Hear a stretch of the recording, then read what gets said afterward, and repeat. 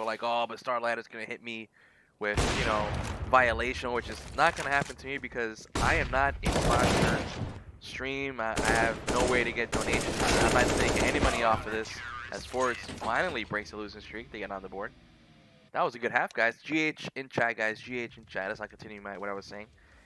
And, you know, I'm not in trouble. I'm not going to get a DMCA or a copyright strike or any of that stuff. Only because I'm not sponsored. I have no sponsors. There's no way to donate any money to me or anything for doing this. I'm not making a penny out of this. 'Cause I'm just having a watch party. This is from me to connect with the CSGO community.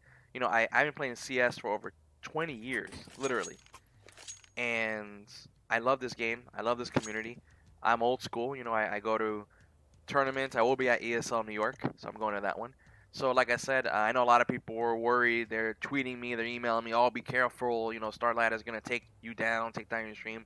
Again, it doesn't apply to me. I've already asked people in the industry about what I do, and I have no problems. You know, it's fine because, again, I know everybody's talking about the whole Flom situation, and, you know, he got hit with a DMCA, but then he got lifted. The reason that happened was because he's a partnered streamer on Twitch, and he also is sponsored. So what happens is when you're sponsored and you have like 2 or 3 sponsors like he does, you know, like Logitech or, you know, G Fuel or whatever, what happens is that, you know, they make money off of your content. So if you're streaming, you know, like I am, the GoTV, and you're a sponsored, partnered streamer, and you make money off of that with your subs, you make money off of advertising your sponsors, then yes, you would get in trouble by StarLadder because it's true that you cannot do, because you're essentially taking something from the game that is being used to make a profit for you. And that doesn't apply to me because, again, I'm not sponsored. I have no sponsors. I have no donation, none of that stuff. So I know everybody's going to ask me that, so that's the answer for that. Clement? Oh, yeah, Assault. Oh, man, I miss Assault. You brought back memories, man. Just like old Cobblestone. I love old Cobblestone.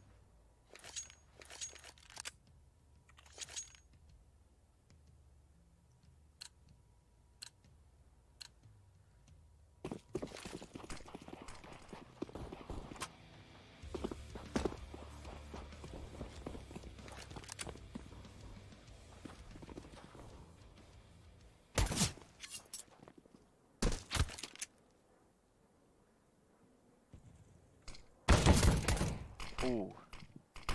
And I always see all the pros using the default pistols. I gotta start doing that. Thank you, man, Lot. I appreciate the compliment. High five for the Jew.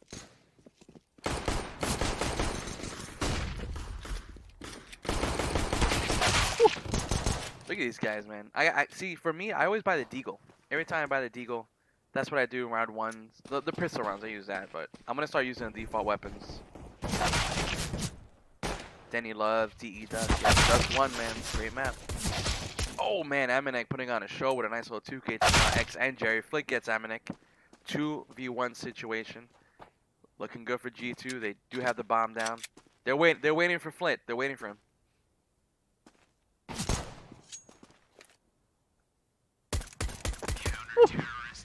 Man, they make it look so easy with that USPS. So like I was saying, like this is a watch party. You know, that's how I'm calling it, because this is where it's old school, where people come. You know, like I come from the days where there was no such thing as like Silver 1 or Go Nova or leveling up or any of that stuff. It was literally just playing the game through community servers. And I remember doing this with like meeting a bunch of friends who go to an internet cafe. I know some of you guys call it cyber cafes, and we would, you know, watch other people play. And it wasn't pros or anything. We just had a good time. And that's what this is about. Having a good time, you know? CJ Noble, I don't play Minecraft, but I respect it. Got some more shout outs, guys.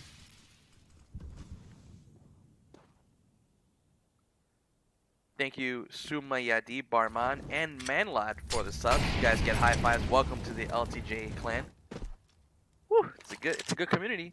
We're fun, we're friendly, we have a good time watching tournaments, we have a good time. I stream my gameplay matches, my highlights. Look how easy Kenny S gets a 2K, 3K with the FAMAS. Lucky, oh my, that was a quick round, my goodness. Yeah, the shock and electro. I gotta stop doing that. It's a dirty habit that I have. I love the deagle, and I do get nice headshots. I do a lot of damage with it, but I gotta stop it. To be honest, I have to just use the default pistols. You know. Dennis, well, my Nightbot is gonna drop my link to my Steam profile. I want to thank everybody because you guys have been very friendly. I literally got over 300 friend requests, so many friend requests, and a lot of you guys are signing my profile, so thank you. So you'll see it when it comes up on Nightbot.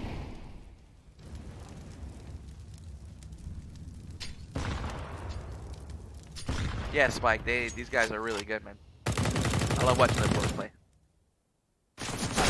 Woo! Almazar, a nice headshot on Jax.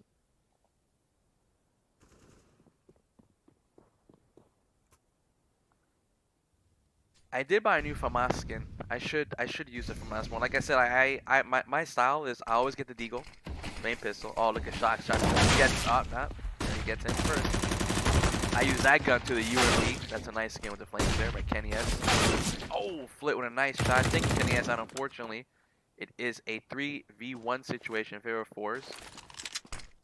Yeah, Dennis, send me a friend request. I love gaming with people from this community, so by all means, please and thank you as fours breaks the losing streak. And so, you know, like I was saying, I use a deagle, which when I go back to playing CSGO this week, you know, I do my comp matches, a 1v1 arena, casuals, whatever. I'm going to stick to using the default weapons. I got to use aimbots, the map on the Steam Workshop, and I have to get better with the default weapons. And then I use the UMP during the mid-round, so I use that. And then, obviously, once I get to the later rounds, I have money, I always go my main assault rifle is either the AK or the M4A1S. Sometimes I opt, sometimes, depends on how the match is going. I'm not the best at it, but I do enjoy when I do get those headshots, you know. Yeah, screw it, they're playing no games, man. That's cool, Dennis. I'm happy. Welcome to the CSGO community. I'm happy that you're playing. Just keep at it. You know, it's a hard game. It takes a lot of time, a lot of muscle memory get good, so just take your time, be patient. Ooh, nice shot there by Shox, get a headshot. I will let you know though, everybody that's new to CSGO, you're gonna die a lot, and that's okay. Wow, what a headshot there by that. Using the deagle. See, I told you there's something to use deagle. Just take your time. Work on your accuracy, work on your aim, work on your situational movement, and you'll only get better in this game. Laxus, GM, thank you for the sub. High five for you. Welcome to the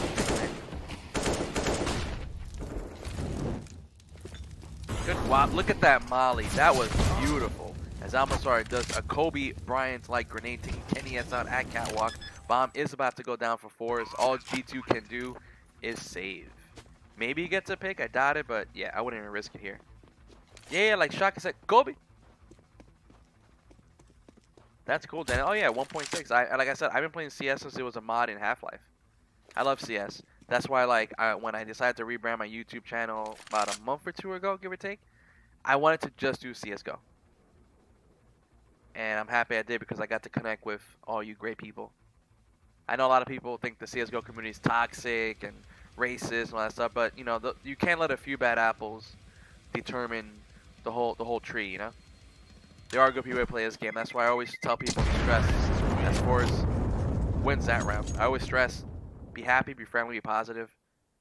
Make the game fun for everybody. You know, trust me. You will enjoy Counter-Strike a lot more once you stick to that. Because I have over 180 commendations of being friendly, being a teacher, being positive. And my trust factor, I presume, is pretty high. And I play with a lot of good people. And I meet new people and I make new friends. And that's the beauty of gaming. That's what you got to do. Thank you, Dan. I really appreciate that compliment. Thank you. Going from Bali. Welcome.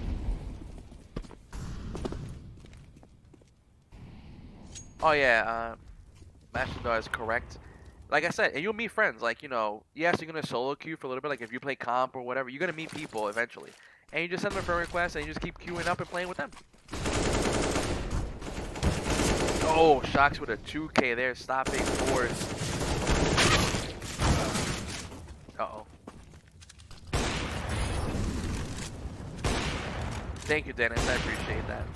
I've never been to Bali, but I've heard of it. That's pretty cool that you're from there.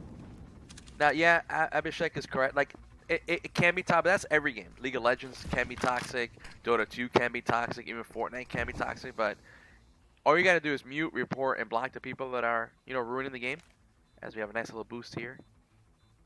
Once you do that, and you find good people to play with, and you only play with them, the game is amazing. Just letting you know right now.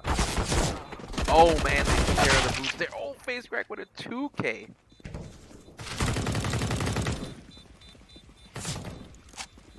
Oh, Kenny can run, bro. Don't lose your op. Forrest wins that one. Oh, with a sick flick, but unfortunately Kenny has his out.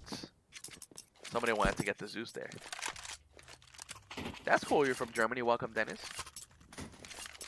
Ellie, I think they took out Cobblestone because like they made some changes to it. And my theory is this: a lot of the pro players, you know, they work very closely with the developers of CS:GO, and they'll tell them, you know, if a map is good for the comp scene or not, and you know, they'll tell them that, you know, a lot of players don't like it or things like that, and then, you know, Valve wants to make sure that, you know, the pro players are enjoying the maps and it makes sense and it's competitive. So some maps make it, some don't. Like, I really think it's the same thing with like the scrimmage maps. Like, you notice they have 3 maps. They have Ruby, they have Breach, and they have what's the other one? Ruby, Breach, and Seaside. So one of those maps, the most popular one, is gonna make it in the comps. I think a lot of people do not like Vertigo. So I think what they're gonna do is probably for the next major or something like that, next couple months, they're probably gonna get rid of Vertigo and put one of those maps in, one of the scrimmage maps in, for the comp scene. Oh, it's coming, Dennis. It's on a rotation. Oh, JC, remember we don't talk like that about in this community, my friend. So yeah. McDo, welcome. Good evening as well. Macindaw, no, I don't play Minecraft. This channel is only CS:GO. So I play CS:GO. I stream my matches, my highlights, all that stuff. Whew, nice shot there by Almazar. CJ, we have cheeseburgers in the LTJ cafeteria. I believe you subbed to this community, so go grab yourself a little cheeseburger, get a plate, get some french fries, chill. Nice shot there by Jax. Hi, NN, welcome. Yes, Dennis, understand. That's what this community is about. And people will tell you, if you guys look at my playlist, all the different content I have around CS:GO, I'm very friendly and positive, and that's the community that I'm building. Cool. Yeah, the Dota 2 Invitational has been looking pretty good.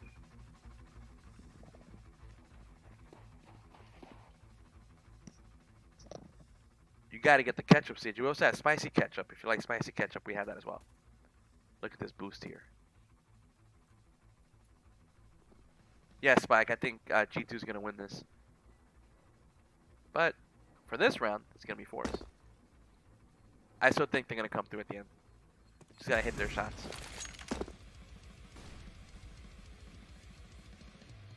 Thank you, Kit. It's just the simple one in CS:GO. It's just the static light blue. I like light blue because I work for a company called Fansided, and their main color is blue. So I figured, yeah, you know what? I love the company, so let me make everything blue. My Bitmoji has a blue shirt that I use, like a business shirt.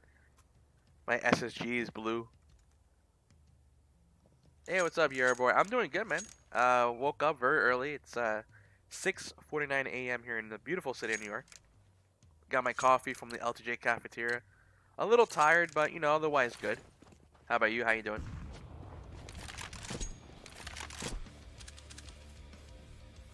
KFC has a lot of chicken buckets. They have like regular flavor and they have like crispy, and I think they have spicy too. A lot of people in this country, they like Popeye's chicken. It's very good, delicious. Dennis, I'm from New York.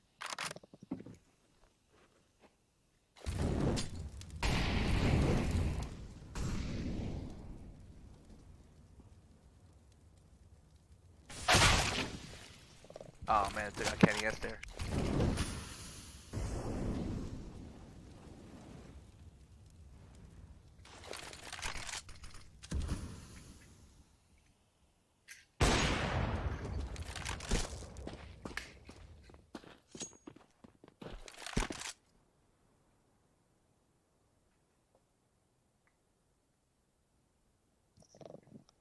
So I know my favorite fast food place is Macindaw. Nice shot there by X.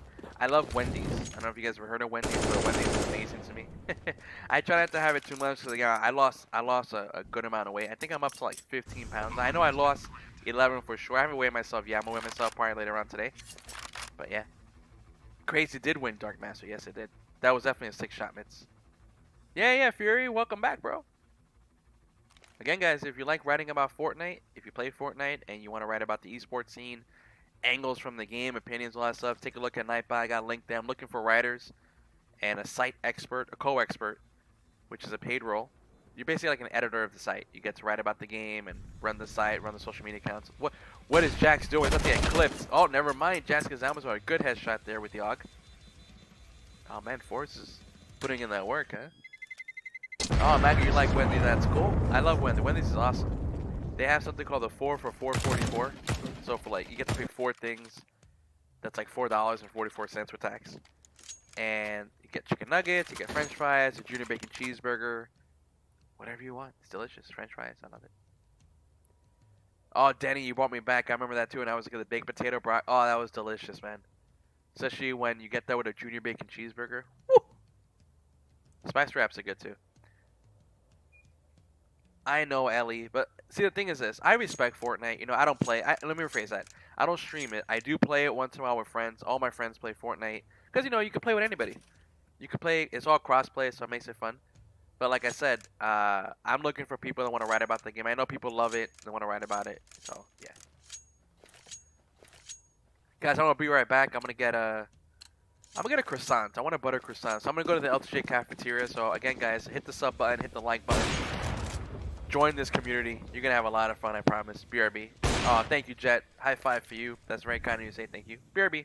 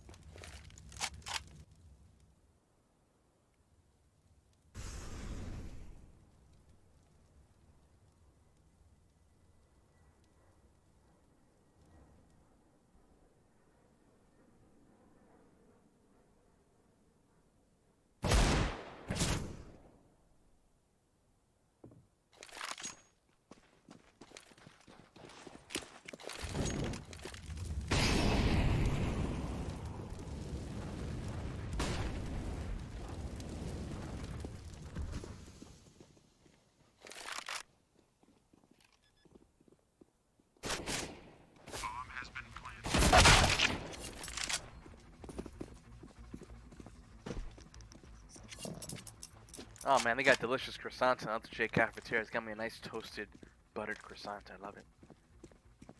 Rainbow Six Siege is a fun game too. I played it for a little bit. I kind of got bored of it, to be honest. That's why I came back to CSGO. There was a strong chance I would have done Rainbow Six Siege on this channel, but I love CS too much. And that's cool. You upload your highlights. That's awesome.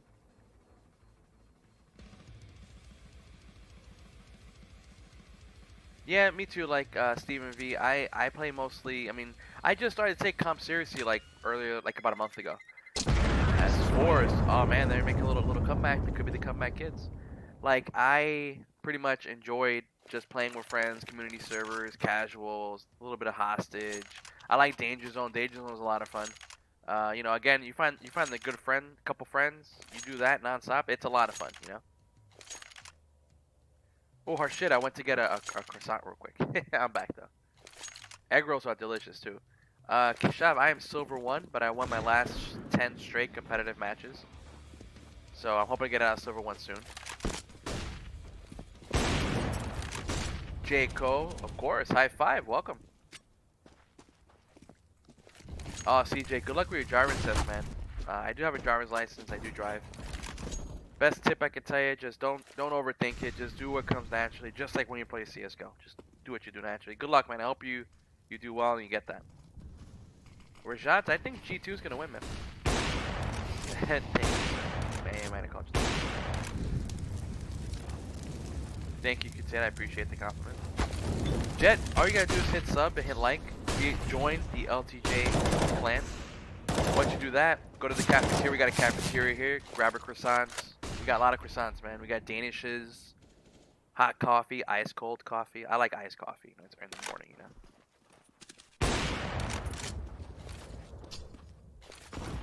Yeah. Everybody send good thoughts to CJ for his driver's test. In chat, tell him good luck. Hope he gets that driver's license, please and thank you. Lucky gets a nice headshot there on face crack as bomb is down for force. This is gonna be a good 3v3 situation. Let's see what transpires. Woo! Jax with a nice headshot there on Amazar. Good morning, Jacoby. Welcome, bro. Grab some coffee. Wake up. Grab some coffee. We got coffee here. Good luck getting to be an engineer, McDude. Oh, what a headshot by Lucky. G2 needed that bad as they get a nice little defuse going. Can someone tell Lucky to buy a kit? He has money. I don't know. Steven, enjoy. Yeah, we got egg sandwiches. We got bacon, egg, and cheese, sausage, egg, and cheese, ham, egg, and cheese. We got a lot of different sandwiches here at the Ultra Shake Clan. Akash, I'm going for Astralis or Team Liquor. One of those two teams I think is going to win. And Jaco, I love lechon. I love pernil pork, delicious, especially for like the holidays. It's really good. You support Astralis? Cool, me too. I think Astralis is gonna win this like amazingly. Jaco's got Navi. Okay, they're a popular team too.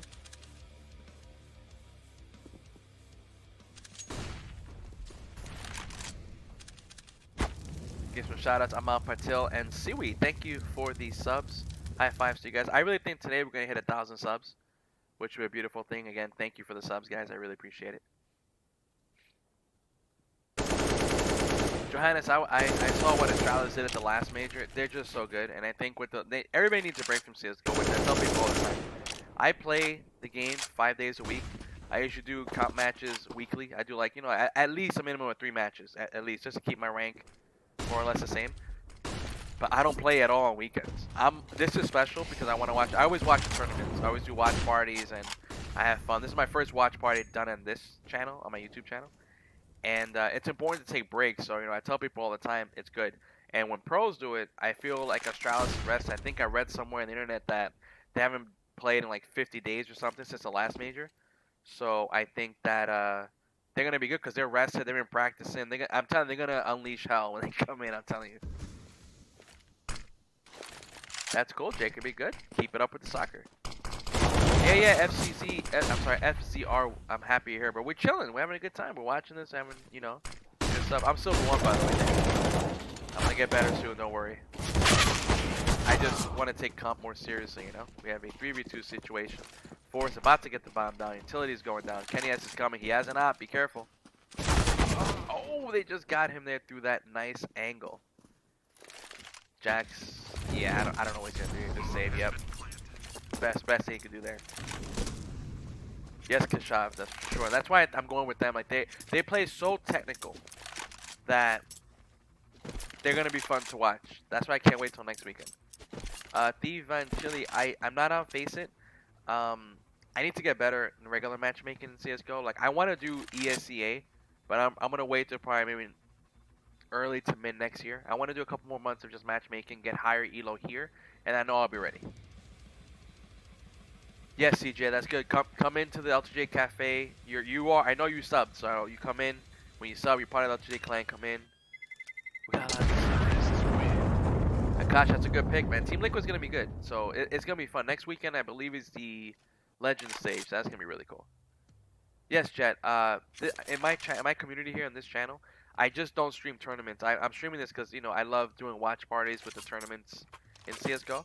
But I also stream my own matches, I upload my highlights, I have live discussions about the game. So it's a lot of content I do here. I do loot case openings. I'm gonna have a giveaway starting soon in September.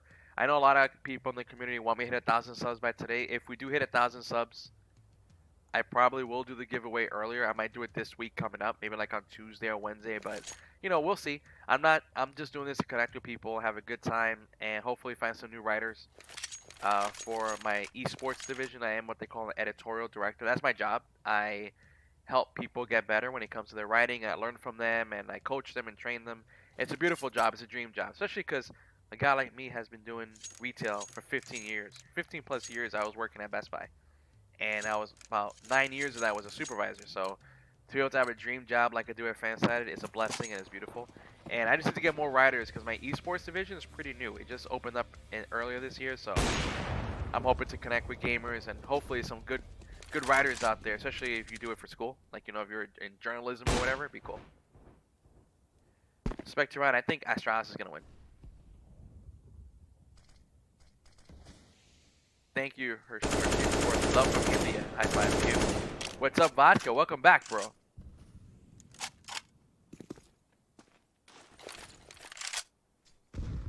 I'm doing good, man. Having a good morning. I woke up like around 5:45. Started the stream a little bit later. But, you know, I had to get the coffee. There's a lot of people that joined the community over the past few days. Everybody's in the cafeteria having a good time, getting their food, getting the coffee. I came in, I'm like, all right, let me just get some coffee, and then I just got a croissant. Everybody's like giving me high fives, patting me on the back for a really fun weekend. So, you know, I wanted to fire up the watch party, you know? Cool. So we have a slow push here by 4. It's probably going to wait a little bit, see if they get a pick or two. Then they're just going to go long A. We'll see. Nice, Squirrel. Good job with the enjoy that milkshake, bro. Lucky with a 2K. Working quickly. G2 needed that stop there. Oh, man. They didn't even see Jax waiting in pit. Oh, man. Woo! X gets Kenny S, though. Uh-oh. Uh-oh. He's trying to get that flick. Oh, and Jax gets the headshot. G2 winning that round as they enter match point.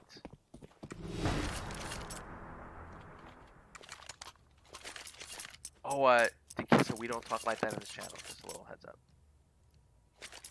Thank you for the love all the way from Vietnam. Thank you, D. Or Thai, I'm sorry. Yeah, G2. I'm going for G2 for this one. But Forrest is putting up a fight, which is nice. Michael A. and Brofist, man. Thank you for the sub, guys. High five. Thank you for the soda can, bro. How'd you know I like Pepsi? Thank you, man. Jaco, the official stream is on Twitch. So if you go to Twitch, type in StarLadder, you'll see it come up. They're doing a great job with this major. I think it's exclusive to Twitch, like if you want the nice broadcast, and they do a phenomenal job. They have player interviews, music videos. It's awesome. Hello, Hamza. Welcome. Hello from Pakistan.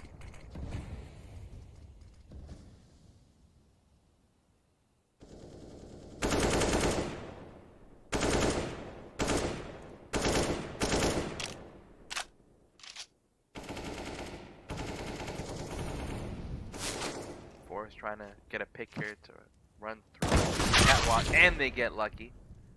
5v2 situation. Of course. Oh man, they hit them hard this one.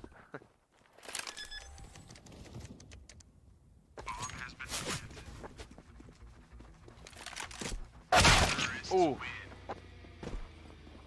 Forrest wins that round. They needed that.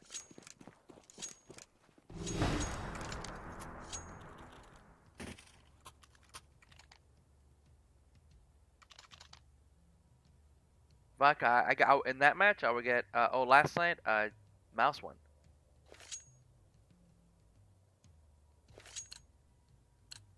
I see, Jaco. Yeah, a lot of people tell me that they're happy that I'm doing this watch party here. And again, like I love StarLadder. They're doing a great job with the tournament. This is just to watch with my friends and my community here. And X gets a nice headshot there. Look how quickly they took out both Jax and Shock. That was precision at its finest. Yeah, Nisa, they're getting good headshots here. Okay, Mac and Jaw's going for 4. Okay, cool. We'll see.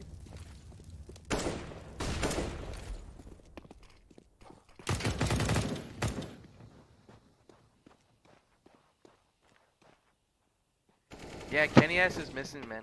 So he got a couple going, but you know, it is what it is. As Forrest gets that round there. Oh man, this might go into overtime here. We'll see. Very cool, Macintosh. Akash, you know, sometimes You got to bench players when they're not doing good, whether it's performance-based or attitude-based. Because, you know, a lot of times somebody can be doing good, but they're detrimental to the team, and they're bringing it down. So benches happen. It's part of esports and regular sports, to be honest. If you're not doing good or if you're not adding value to your starting team, you got to have a seat and get the next guy up.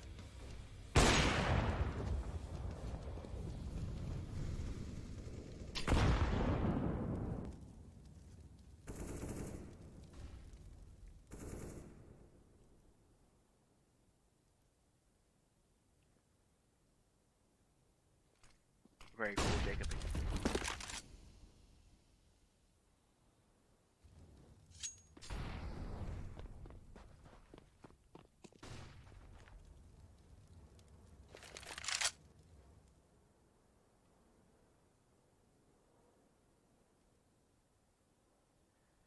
Nguyen, yes, this is live.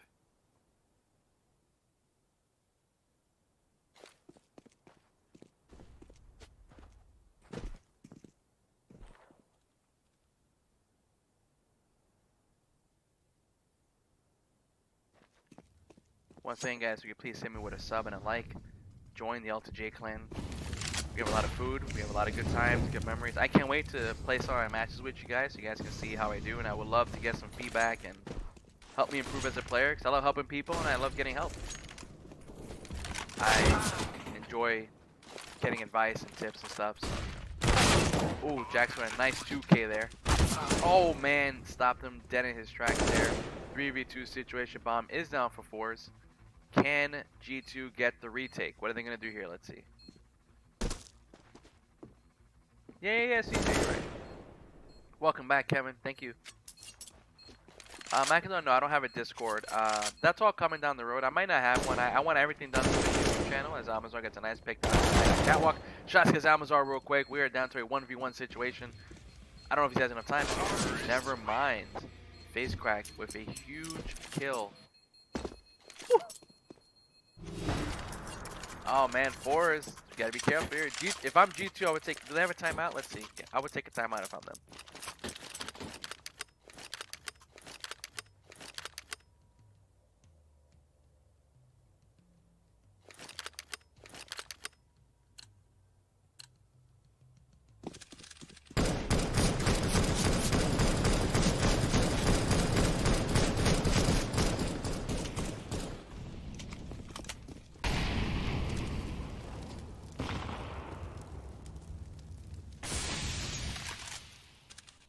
This is a great match, Vodka. I agree.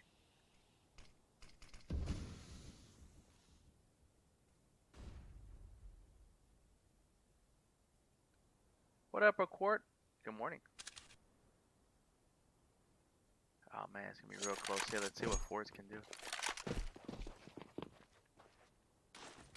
Yeah, I don't like using autos. A lot of the pros do it, but like my stance on it is, look, it's in the game. Use whatever the hell your favorite weapon is. Whatever, you know. If you want to use autos, whatever, it's in the game. So, yeah. Smart choice with popcorn, CJ. Watch parties all about popcorn and treats, soda, beer. It's good times.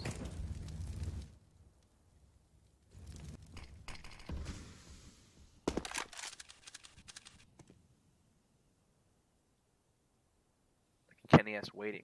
This is where Kenny S needs to step the hell up and deliver right here. So let's see. Oh, face crack gets Kenny S out of this round. They're about to drop bomb at A. Now G2's got to rotate all the way down. Bomb is down. I think they're gonna tie it here, guys. Let's see. Let's see. Excellent, nice shot there. Shots. Amazon gets lucky. Oh man. Woo. Ladies and gents, we're going to overtime. Oh man. Alright guys, so in chat, let me know who you guys are going for. Do you think G2 is gonna win or 4s? I'm sticking with G2. I think this is where they're gonna, you know, you have to dial it in. You know, they have to just sit, go through the playbook and just get it done. Get the job done.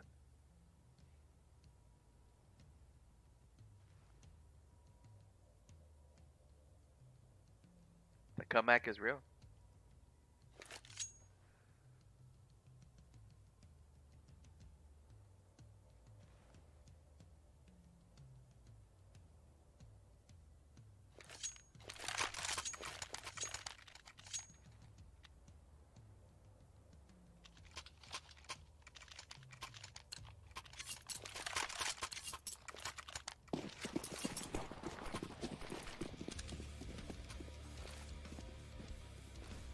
I know, Rashad. Kenny S is not doing what we all thought he was. Ooh, nice kill there by Amazon. Board's coming out hot.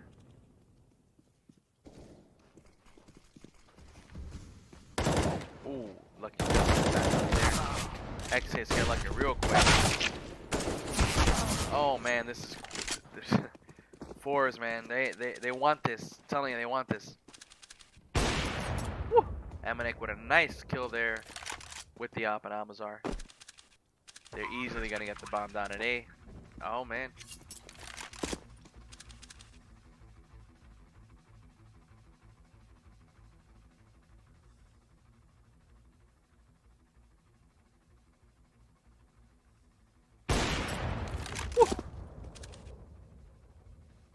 I just love the sound of the op. Every time I hear that bullet, I get so excited, even if it's for nothing. Best sniper in the game, you know? Oh man. Boris takes the first round in overtime.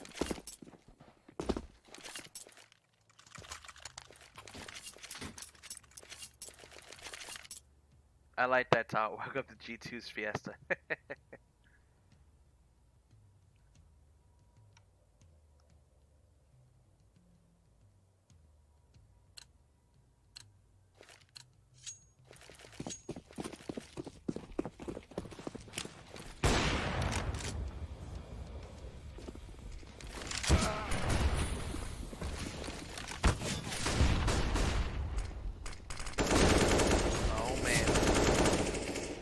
Just G2's got to get some picks here. They just got to get like 2 kills and then just keep at it. They're just not hitting their shots. You already know it, Quad. I agree. Can somebody let me know? And Mac, another good question. What's map 2? Anybody know what map 2 is for this match?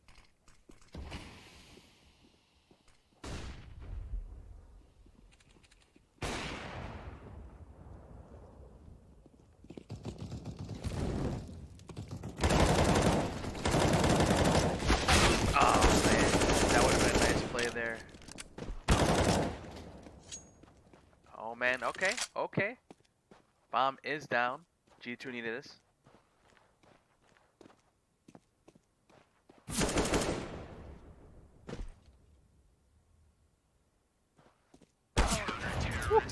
Kenny, did you see that? What a shot. Okay, okay. G2 comes right back and gets that round.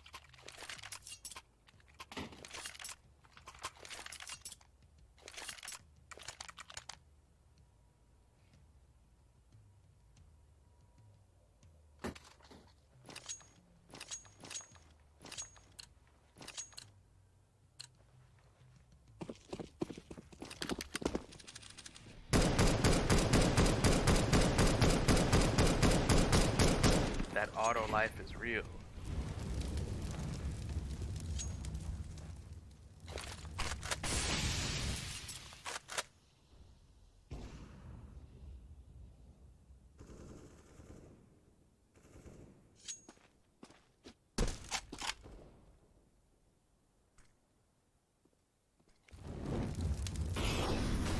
Inferno second map, cool. Thank you for the information, guys. And that's a good question. When does Crazy play? Somebody can check that for me and our awesome LTJ clan. I would greatly appreciate it. The time we're good. Renox in time. Look at that for me, please.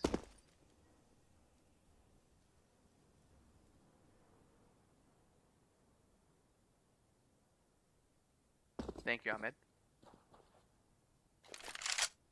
Guys, if you want to send me a friend request or sign my profile on Steam, the link is right there in Nightbot. Please and thank you. What up, Jason? Good day. Good morning from here in New York. 7:15 is really early. And nothing beats watching CSGO with you guys nice and early with coffee. I killed that by Lucky.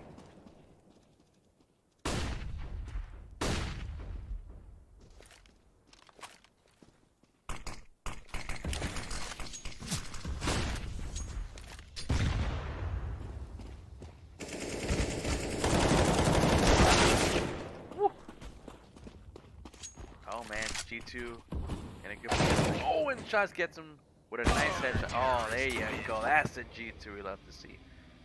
Pure Cell, how are you? Greetings, welcome. All the way from Romania. Awesome. Happy you're here. It's a good half. Everybody spam GH in chat. GH, excellent. Good half there in overtime. This is a good. This is a really good match of the day so far.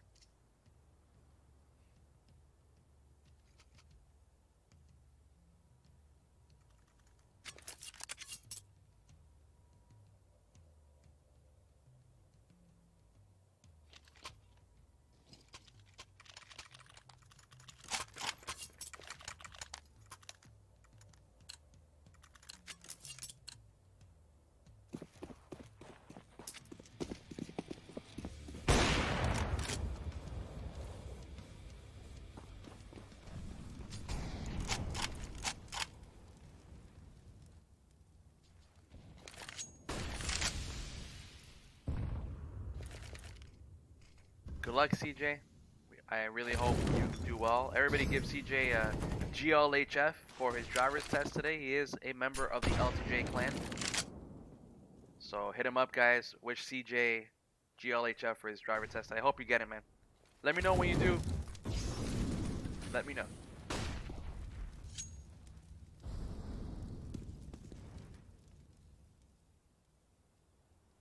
Kevin Amana, thank you for the sub. High five to you. Welcome. Grab some breakfast, grab a nice cup of coffee. Sit with everybody in the LTJ clan. We're having a fun watch party.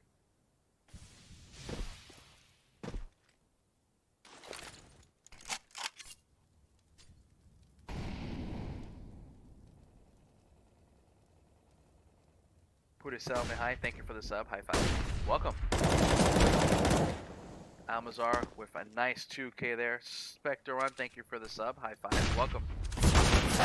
Grab a cup of coffee. People are getting a lot of coffee this morning. I see it. I see it. Even if it's nighttime, it's okay because we're having fun. We're watching a great tournament here, guys. Thank you, Jake, and everybody else in the GLHF for our buddy CJ. Thank you. What up, Shivam? Hello, welcome. You got a lot of love from this community, CJ, so here's you getting the job done.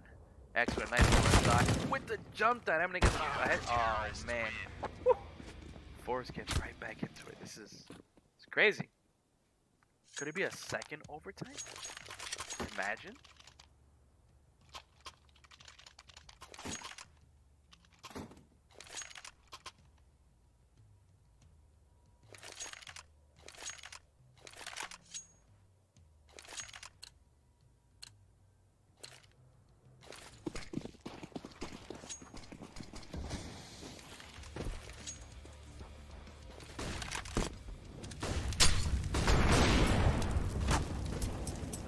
Flames.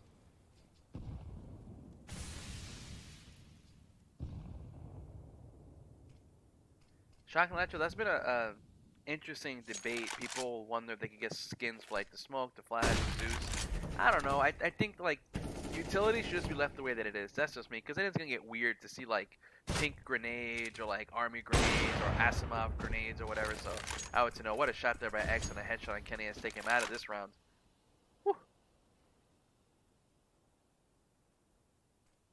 Geeky, yes, this is the challenger stage. The Legends play next week.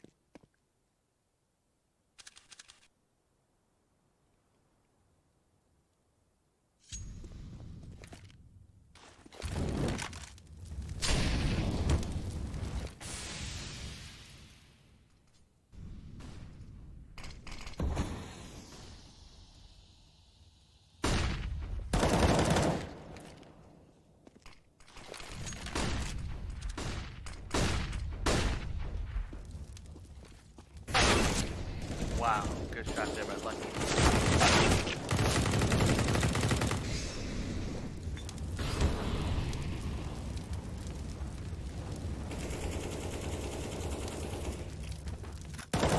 Wow, look at that boost jump. Lucky jumps over double doors to get the bomb down for G2.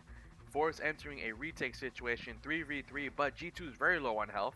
Here comes Amaze coming to win the no, he backs out. Lucky gets face crack. This is it. And Almazar get. Oh man, Forrest. Oh, they don't. Do they see Jax? I don't know if they do. Oh man, he should have moved. He didn't know. He didn't know. Almazar going in for the defuse as Forrest takes that round.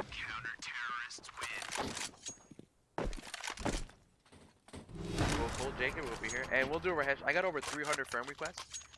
I'm gonna be going through it probably Tuesday or Wednesday.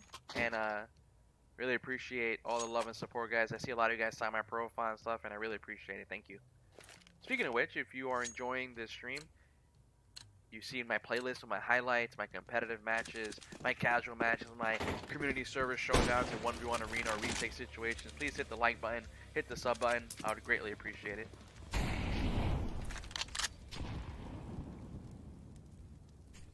Cool. Thank you, Mac.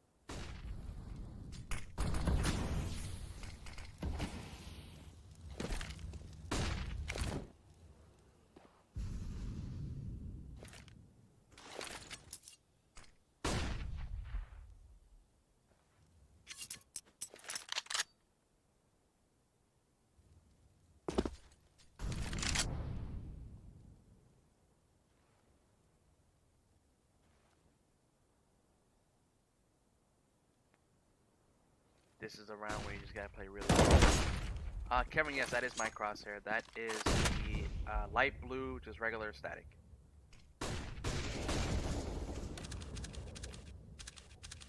I like light blue. It reminds me of fan side at the company that I love and work with. Oh, nice kill there by Jazz, taking Avatar out of the equation. We have a situation. G2 with 2 clutch kills there. Kenny S gets Jerry. Here comes Kenny S. But bottom is down. Face crack. It's all down to him. Never mind. G2 takes that round. Woo. This is crazy, guys. This is crazy. What's up, Amar? How are you? Welcome. Guys, we're going into double overtime. In chat, guys. What a match. Again, let me know who you guys got. You guys going for 4s or G2? Drop it in chat. Who do you got? This is really close here.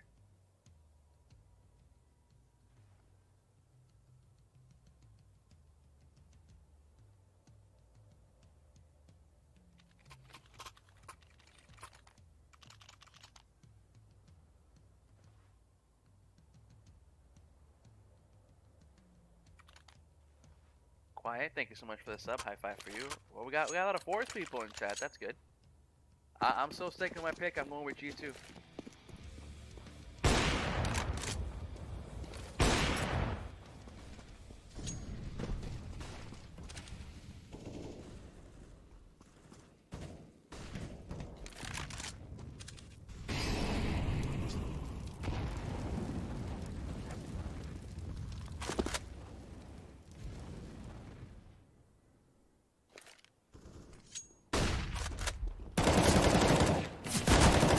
With a 3K, stopping G2 in their tracks in tunnel. Wow. Rasmus, fantastic. May the 4s be with them. Kenny S. Scared Jerry. It's just him now. Is he gonna get the bomb down? I don't think he will. Nope. X is like, not on my watch. Takes down Kenny S. to win the first round in double overtime.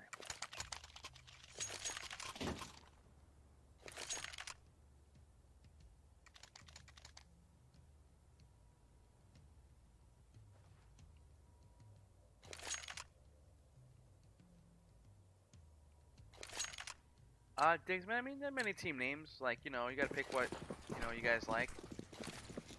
I don't know where you're from, but I know in New York, there are a lot of, like, you know, LAN tournaments and stuff that they have, like, AVANGER. It's not pros or anything. I know they still have them. It's cool. It's all these utility guys.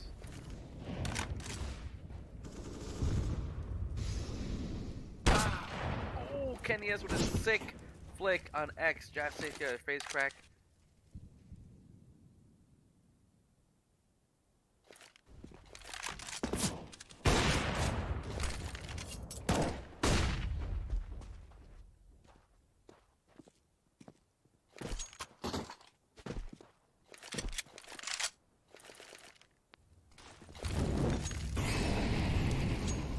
Ollie at Catwalk though. Jerry has literally 8 health left. 3v2 situation looking good so far for G2.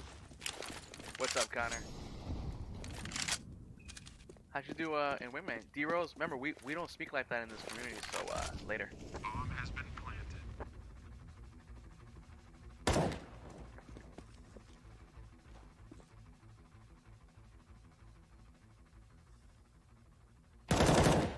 Almost over a nice kill on Amanek. Oh, Kenny S. There he is. He is awakened. Terrorists win. 2 clutch AWP kills there. Oh man, there you go. There you go. That's the momentum you need. Remind you guys, if you could please hit me with a sub and a like on this stream. I really appreciate it. Be a part of the LTJ clan. It's a fun, happy, positive community. Can't wait to show you guys all my future streams. You know, I've been streaming for a while now, about a little over a month. I do my competitive matches, my community server matches. I do a lot of stuff, live discussions, upload my highlights, so it's really cool. And yes, Steve, this is really close. This is a quart for X-ray. It's a command that you type in.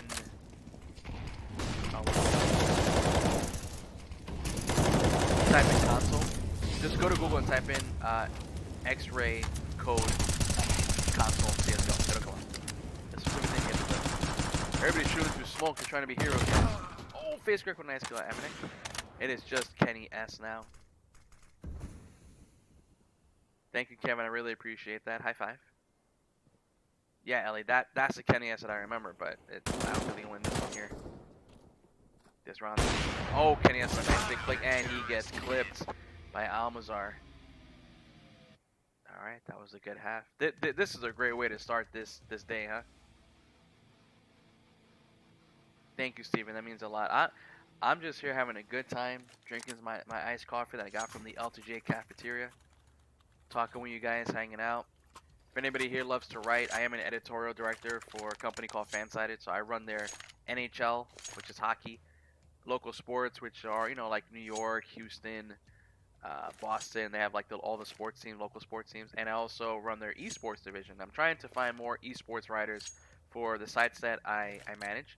You know, Fortnite, Dota 2, general gaming, video game reviews, esports, and League of Legends. So you're gonna see it in Nightbot. If any of that interests you, if any people here, especially you young guys that are in school for journalism and writing, good opportunities await. So it'll come up, you'll see guys. As Amazar and Flip do quick work on Kenny S and Lucky. Welcome back, Narendra. I hope, Nayan, I hope Kenny S wakes up and comes in. His team needs him. Wow, crazy utility. Bomb has been planted.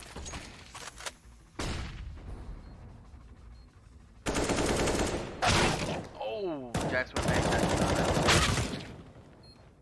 Bomb is down for Forrest. Eminence, no choice but to save. Guys, Shock and Electra has a math test tomorrow. Let's give Shock and Electra some GLHF in chat. Here's to you doing good in your math test, bro. Good luck, man.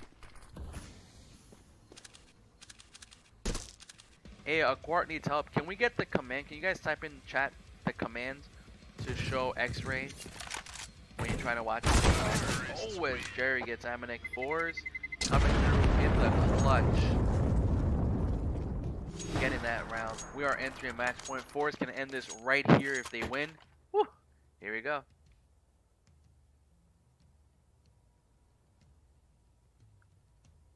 Want to give a shout out to RGL and Nike. Congrats, Yo-Yo Moo. Interesting name, cool name. Welcome, high five. Appreciate you guys subbing. Welcome to the LTJ clan. Thank you, Eric. A quart. There's the code. Thank you for sharing that, Eric. I appreciate you. High five.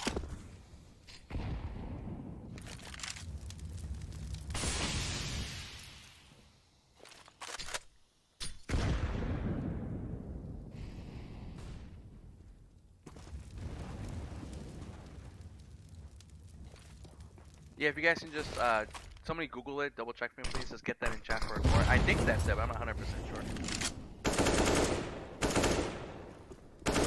Welcome back, Jacoby.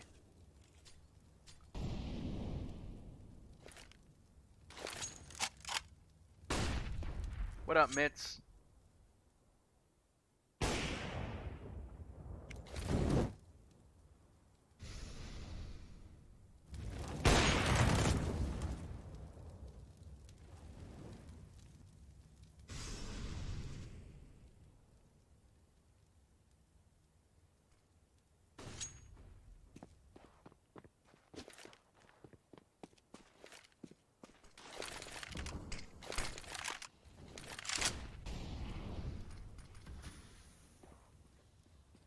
Nice, nice. Yeah, grab a cup of coffee. I'm drinking an iced coffee. I started the stream like a little bit late.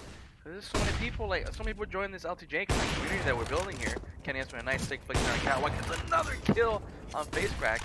And you know, I'm trying to get my cup of coffee, and it's like so many people in the cafeteria. I'm like, man, you guys must love the LTJ. Oh, lucky with a good shot there by Flit. It is a 3v1 situation, favorite team.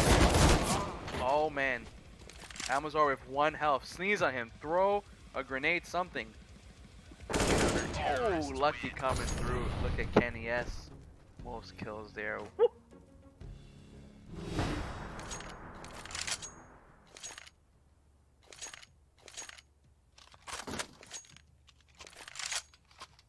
This is a great match to start things off for day 3, huh?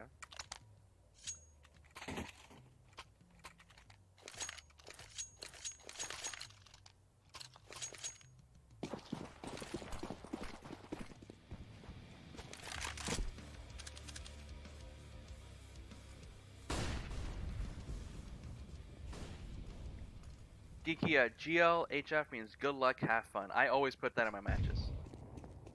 Hey, what's up, Blood Crystal? Happy you're here, welcome. Good morning from New York. And yeah, I can't wait, it's gonna be a lot of fun. This has been a crazy match. I'm excited.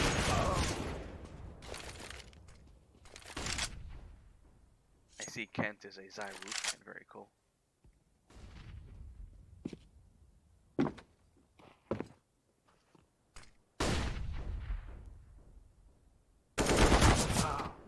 Amanek with a nice kill on Amazar.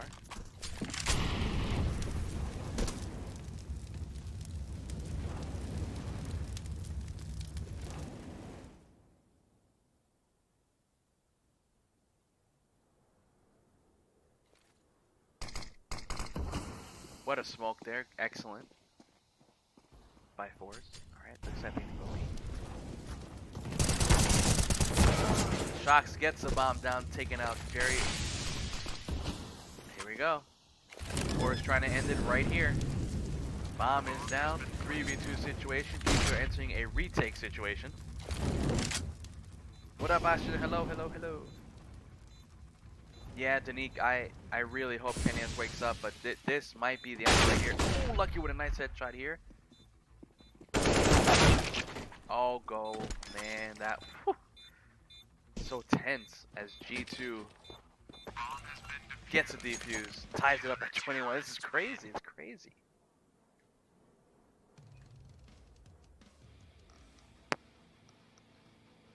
This game is not done, Jayco. We're going into triple overtime. In chat, guys. Who do you got? We're going to keep asking. Every overtime we're going to ask. Fours or G2? Drop it in chat. I'm going for G2. What's up, Raheesh? Welcome. Shock Nitro, I don't know what that means, so I can't say it. If I don't know what it is, I don't want to get in trouble if I'm saying something bad. Not that you're saying something bad, but I don't know.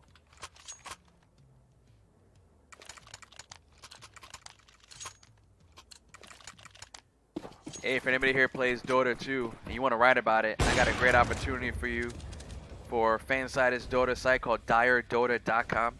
I'm looking for 2 site exos, which is like an editor. You'll be writing, running the site, running the social media accounts, and a bunch of cool stuff. And you'll be a part of my esports division. I will help you. I will guide you. I will mentor you. I have over 20 years experience when it comes to writing and editing. And I would love to add 2 new site experts to the site, diredota.com. It's in the Nightbot chat, guys. If you're interested, please apply at fansided.com/join. Once again, fansided.com/join.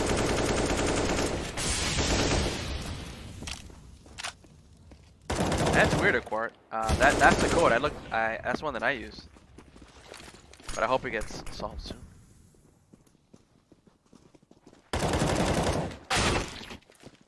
High Gaming. No, my channel is only CS:GO. I have played Siege. I played it for a lot over the past few months, but I came back to CS:GO. I love CS too much. 3v2 situation. G2 entering another retake. Flash over down and an incendiary grenade. Split is working. The Flames of Hell with a clutch headshot. Kenny S dies to the Flames of Hell as Force gets the first round in triple overtime. Yes, I have, Mike. I played every Counter-Strike game ever made. I remember when CS was a mod in Half-Life. I do have my 10-year veteran coin. I've been playing CS for a little over 20 years. Give a shout out to Frozen Can. It's a cool name. Thank you for subbing to the LTJ community, and welcome.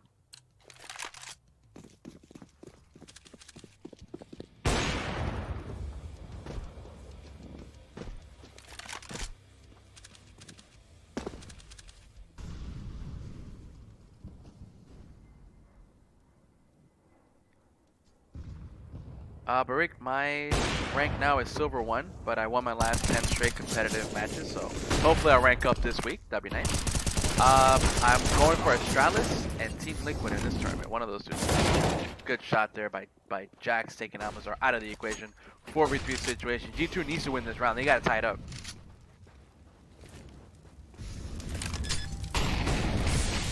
That's cool, Mac and Jock. This is live right now, Paul. This is live.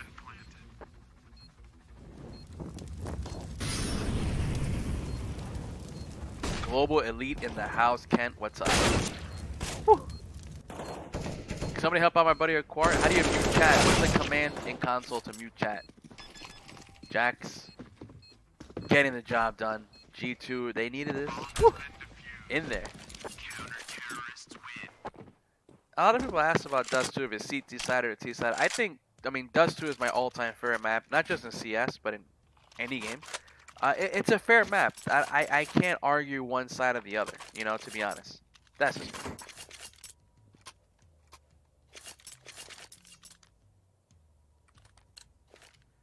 This is a first map, yes, Jeff.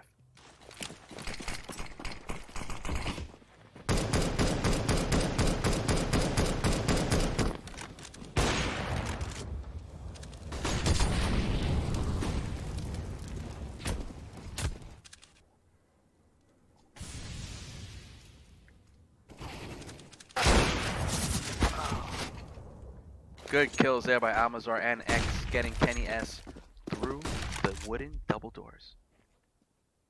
ESL New York, I believe it's either in September or October. I got my tickets already. I'm going with my fiance.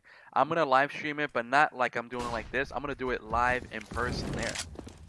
I can't wait. I already got permission to not only do that, but I'll also be probably playing the new cash map.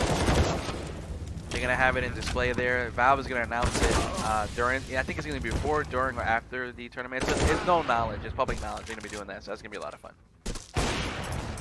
Oh man, G2 MNX is just going to have to save here. Yeah, shocking, that's true. What's up, gamer dude? Welcome. Good morning. As Fours wins that one. That was a good half. GH in chat, guys. GH in chat.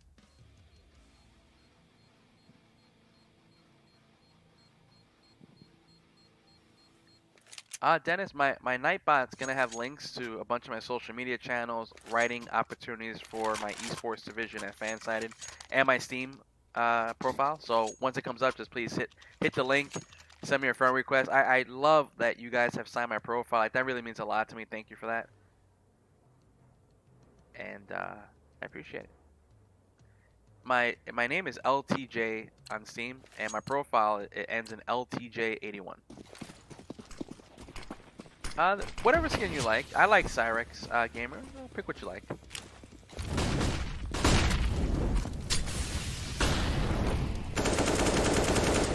Shot, good kill on Flit. Little trade-off there between both teams. Oh man, X. Cross it. Oh man, almost had that. X missing some of his shots and killed by Flames of Hell. Jack with a nice headshot there by Face Crack. Shots against Jerry from the back. G2 does quick work. Nicely done. Oh, Kara, we don't speak like that in this community. So goodbye. Jayco, yes. Everything here, this is done through GoTV, and I'm doing a live watch party, so it is on.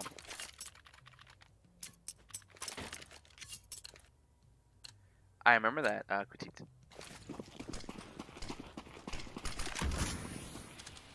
Shocking Lencho, we're going to be watching this game for 8 hours today, bro. As Kenny S hates Jerry, but then X gets Kenny S. X doing some big things here.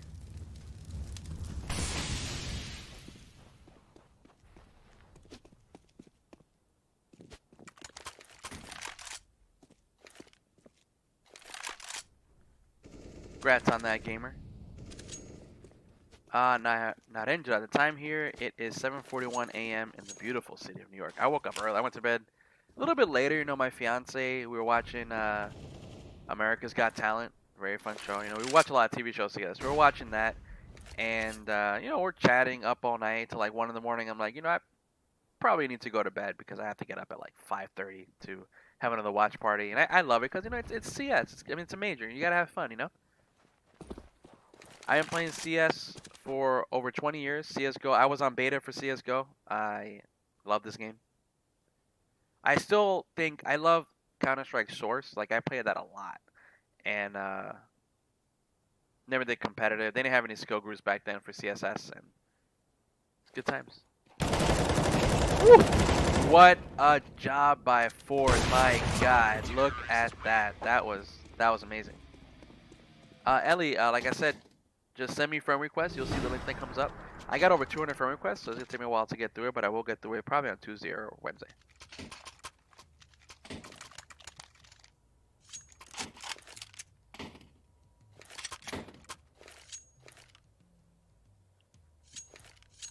Got some shout outs, guys. I love one. Thank you for the sub. High five for you. Appreciate you.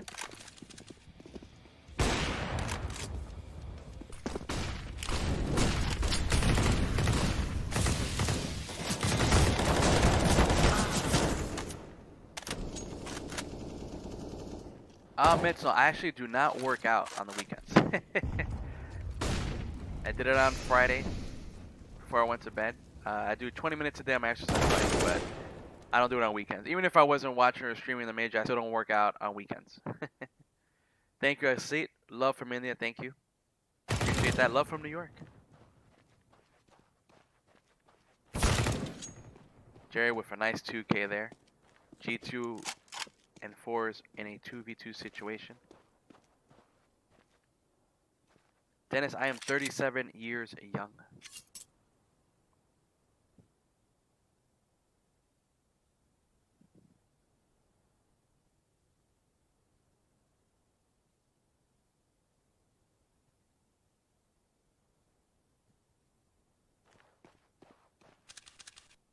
Look at Kenny S. Lurking, hunting, trying to get a sick flick. Oh man, look at this.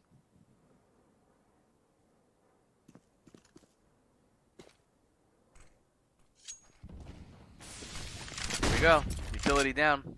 Here comes Jerry to catwalk. And Jax gets Jerry with a nice headshot there. Bomb is about to go down for G2.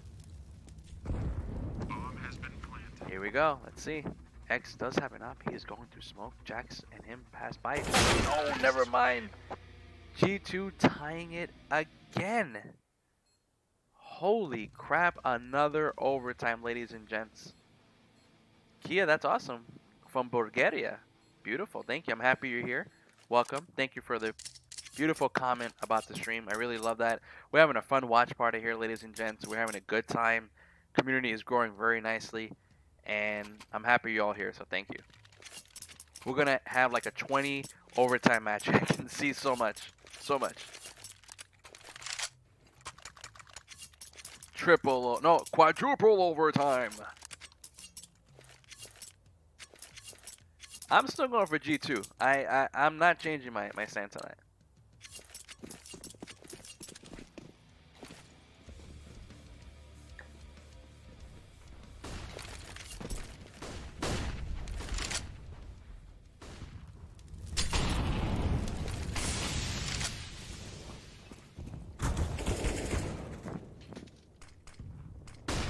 Yeah, I like that shot. An ace overtime.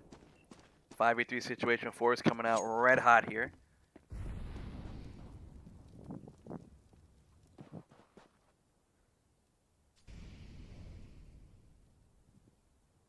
Hi, Sarah. How are you?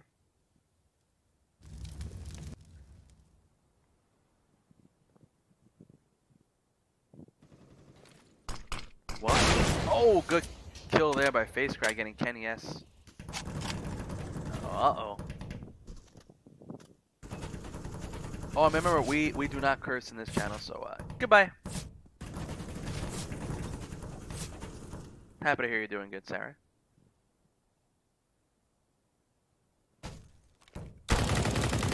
Good kill. Oh, another kill. Whew. 4 is coming out. Coming out to get the job done. What it is that either 4s or G2 just have to string along like 2 or 3 wins, and that'll do it. But you can't keep going back and forth because then it gives that team hope. So 4's got to play really strategic here and just be aggressive and get the kills. Thank you, Gamer, for the compliment. I appreciate you. Barik, the most expensive skin I bought was about I think it was a $15 or $17 Elite Build AK. That's the one that I got.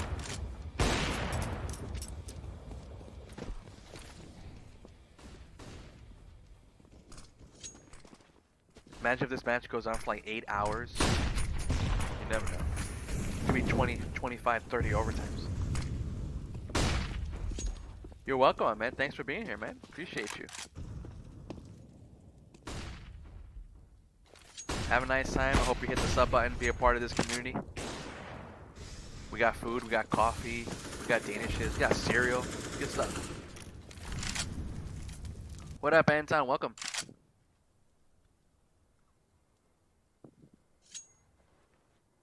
Take care, 10 mate. Good luck studying. Appreciate you being here.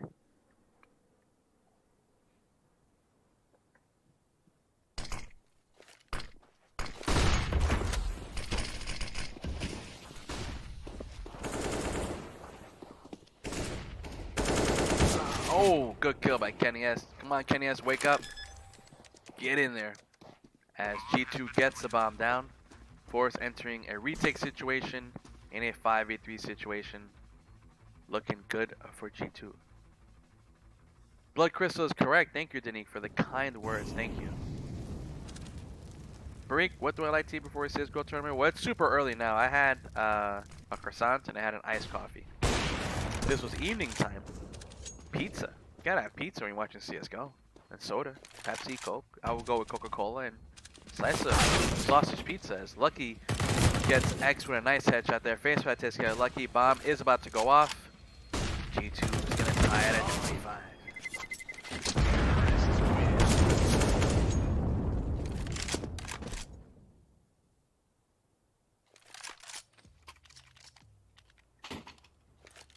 A knife is very expensive. Thank you, McDo. I appreciate that. Yeah, I'm from New York. I love my beautiful city, New York. I'm half Cuban and half Puerto Rican. And playing CS for over 20 years. Yeah, Quart, bro. They're having a good time so far. This match has been amazing. Ainsley? Yes, I do. Barik.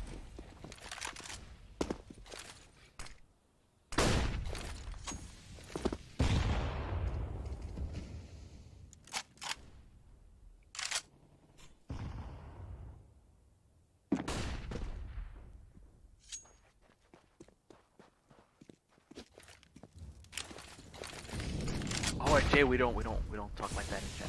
Still FYI. Thank you, REDGEAR. I appreciate the kind words. I hope we hit 1,000 subs. That would be awesome. As a nice little trade-off there between both teams. Oh man, this is so close. As FaceCrack gets Jax. Eminent coming in hot. We got a 1v1 situation. Can he get him? Can he get him through double door? See? Oh, he just missed.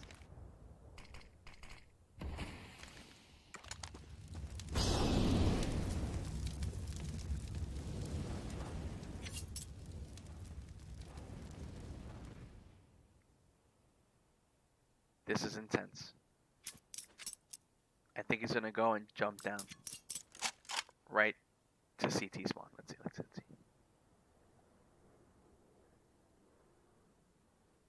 I told you, and dead. Woo! With the one-tap Amanek. My goodness, what a play. I call that. I knew he was going to do that. I have a feeling that he was going to do that little play. I tried doing it too, but I can never get those shots. I try though. I try.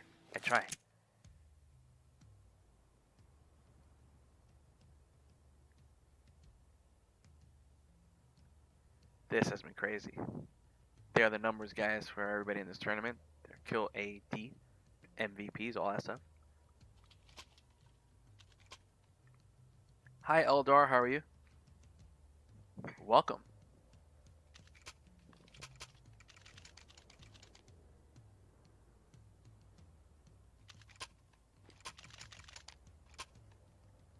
Ladies and gents, a little update.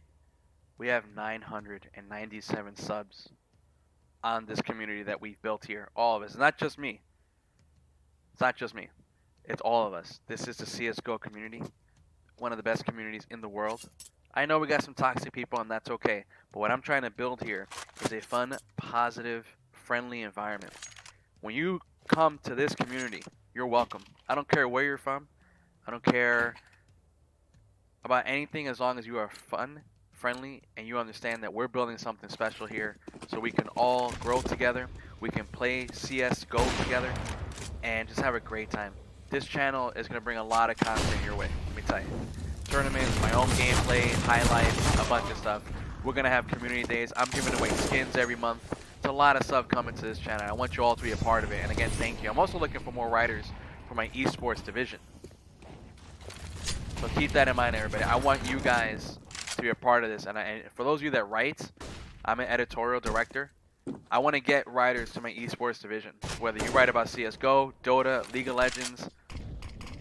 If you are interested, check out what Nightbot has to say because I want to get as many new writers into the site that I help become the best. As G2 is taking care of business. Woo! Oh, man. X, he's going to die. He's going to kill. Exactly. I knew he was going to get clipped. Look at G2. Oh, what a shot by Amanek. Guys, G2's up by 2. Thank you, Barack. I appreciate that. Thank you guys so much for all the love and support. You guys are amazing. Thank you. We got a lot of new subs. I think we might have hit 1,000. Let me get the shout outs first. Give a shout out to Kia, Eldar, Navneet Sagar, Fruge, Ren Revenger, Tassili, Ganesh, and Mikkel.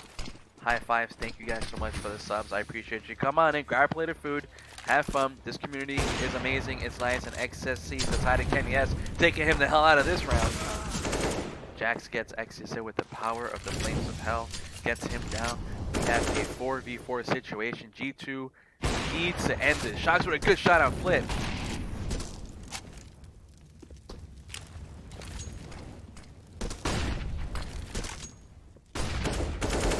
Oh, and Almazar almost got shocked. Just missed him.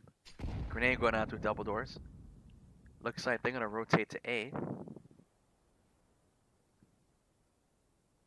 This is best of 3, by the way, guys. Best of 3. Mikkel, I got either Astralis or Team Liquid.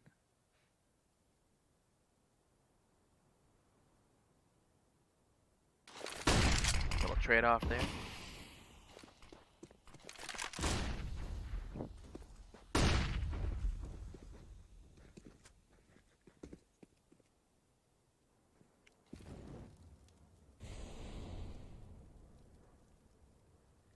Beric, the most kills I ever got in a match was 32 kills. Put on a show.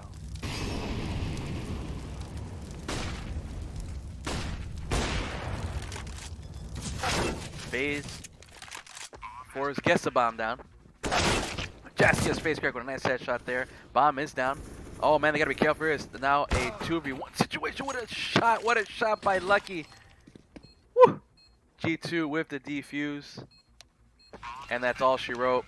G2 in a crazy battle wins 28-25. GG's in chat, everybody. What an amazing match. That is how you start day 3 of this amazing major CSGO tournament. My God, that was crazy. Woo!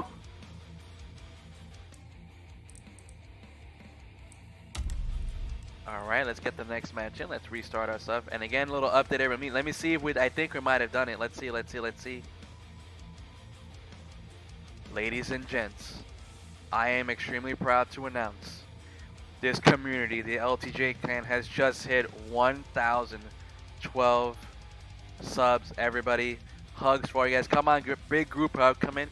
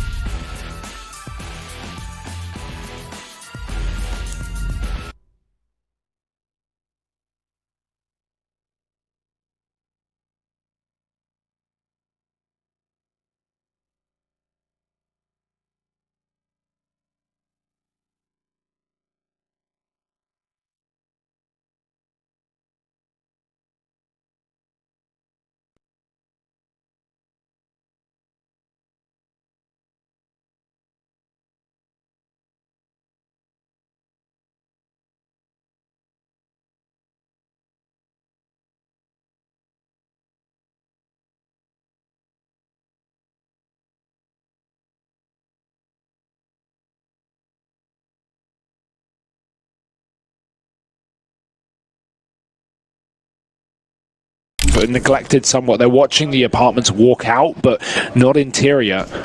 So 3 players there with a bomb. This could get spicy.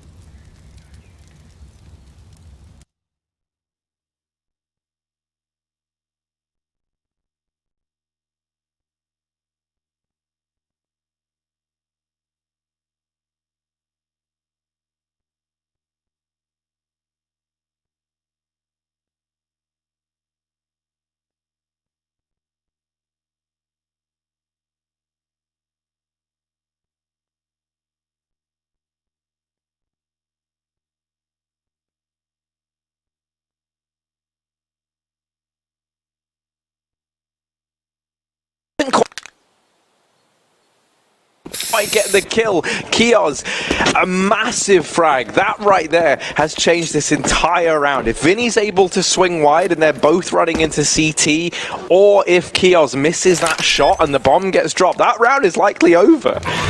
Able J now 1v3. He hasn't left the A bomb site, and I don't think he's going to. 13th round for Simon Gaming. Money's in an awkward spot now for the Brazilian squad.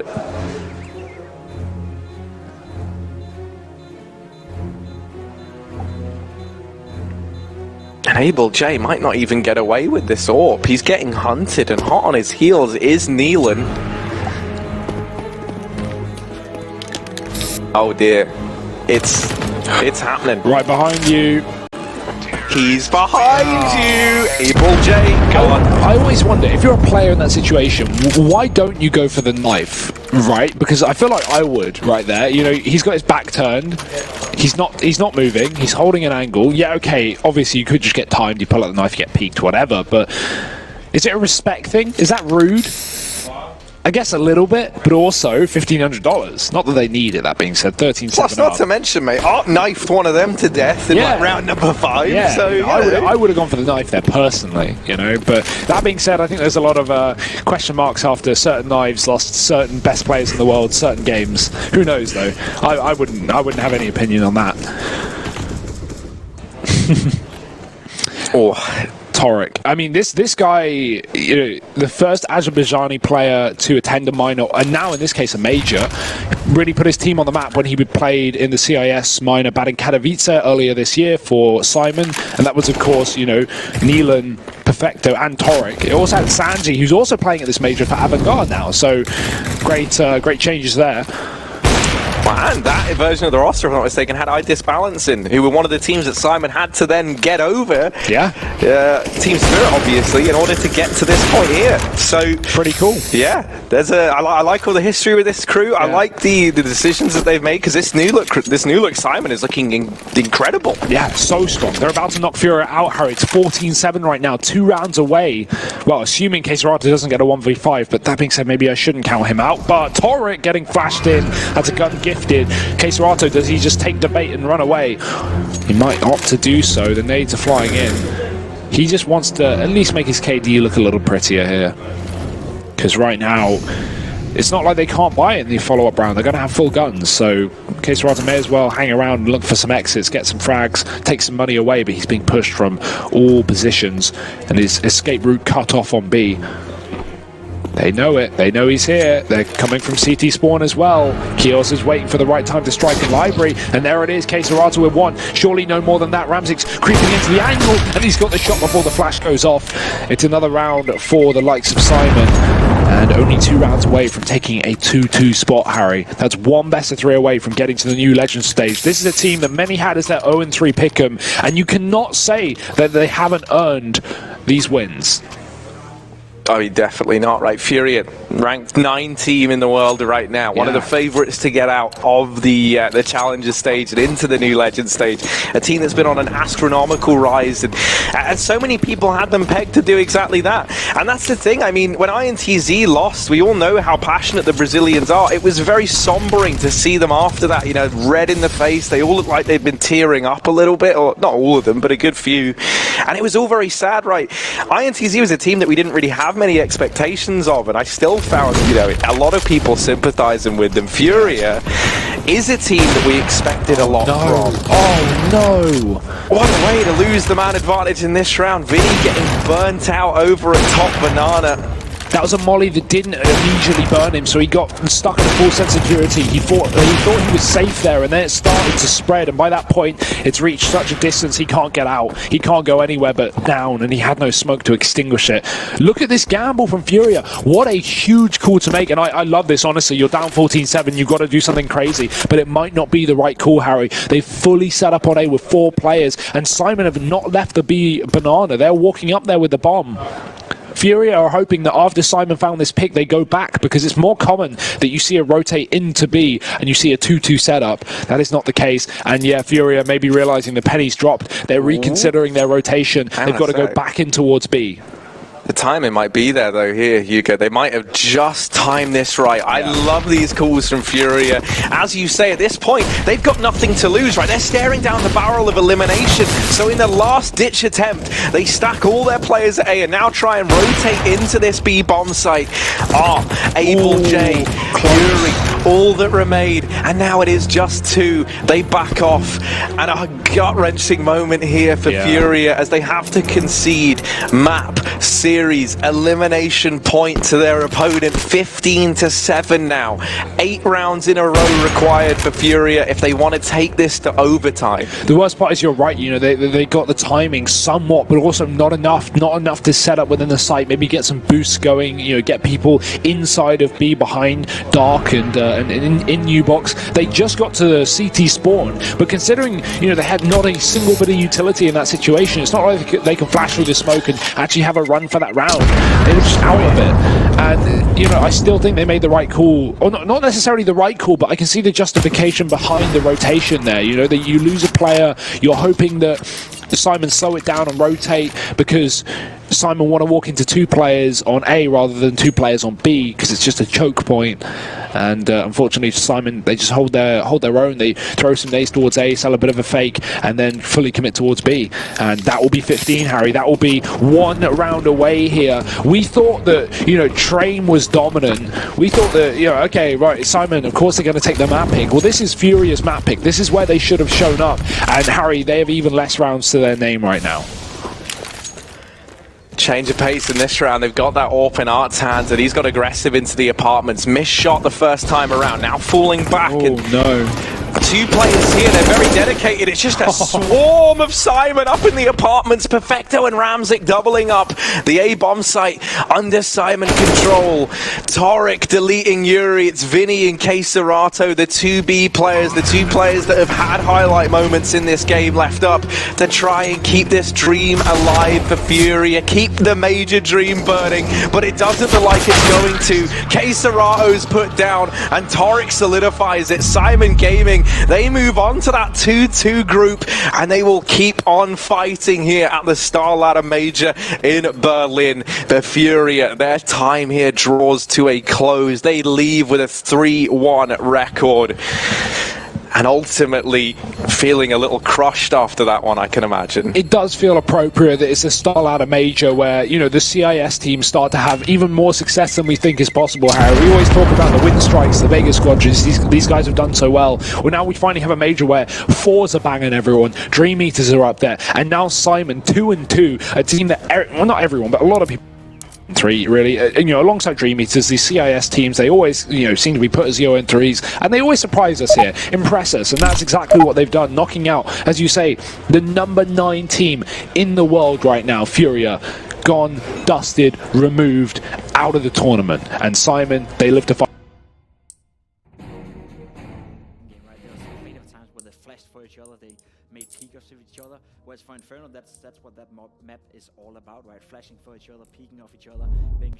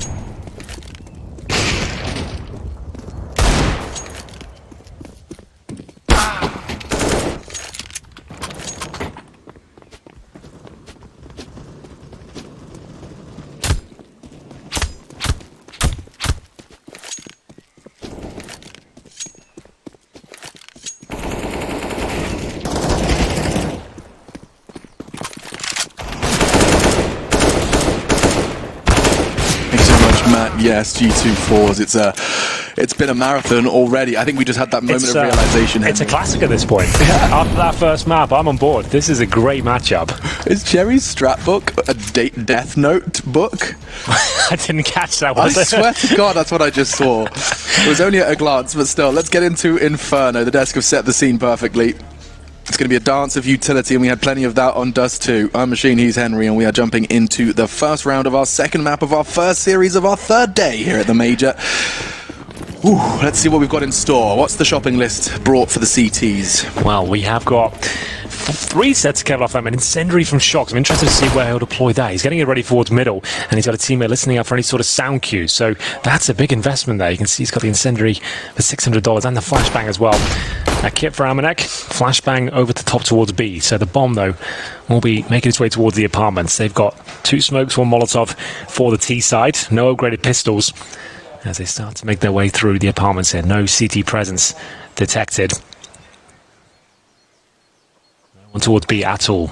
This is going to be a 4 versus 4 on A. Yep. 5 versus 4, of course. You know, do see every single member of 4 starts to arrive. And Lucky, well, he's arrived in the kill feed in a very big way. Shox' flash has done fantastic work, and so have G2.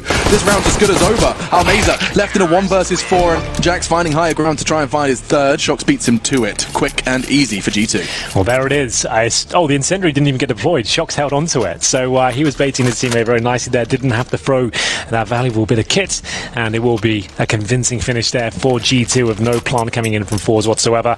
Coming out of the apartments, like you said, it was a 4-on-4 battle. G2 hitting every single shot required, and we'll see a force buy in the second tier. So no rifles to speak of, but Mac 10, a scout, and a couple of pistols thrown into the mix here as well. We got Almeza, who had to drop a weapon, so he'll be the standard deagle. No armor, XE power, saving $1,000. I assume he dropped the scout. Almeza, that will be. Oh, that's a lot of nades invested into B, but it doesn't stop Face Crack. He's straight ahead of it. Almeza's there to try and swing, but unfortunately for them, Amanek is there, and that's a signature weapon for him. Doesn't matter, Mac 10, MP9, UMP, SMGs do seem to be his forte. Shox looking to hold now in the loss of Amanek. Smoke will arrive from his teammate as they rotate in. It's from Kenny and pushes through. Perfect work from Shox just to make sure no funny business occurs in the mid-round. Just Jerry, he's picked up Extra Power's scout.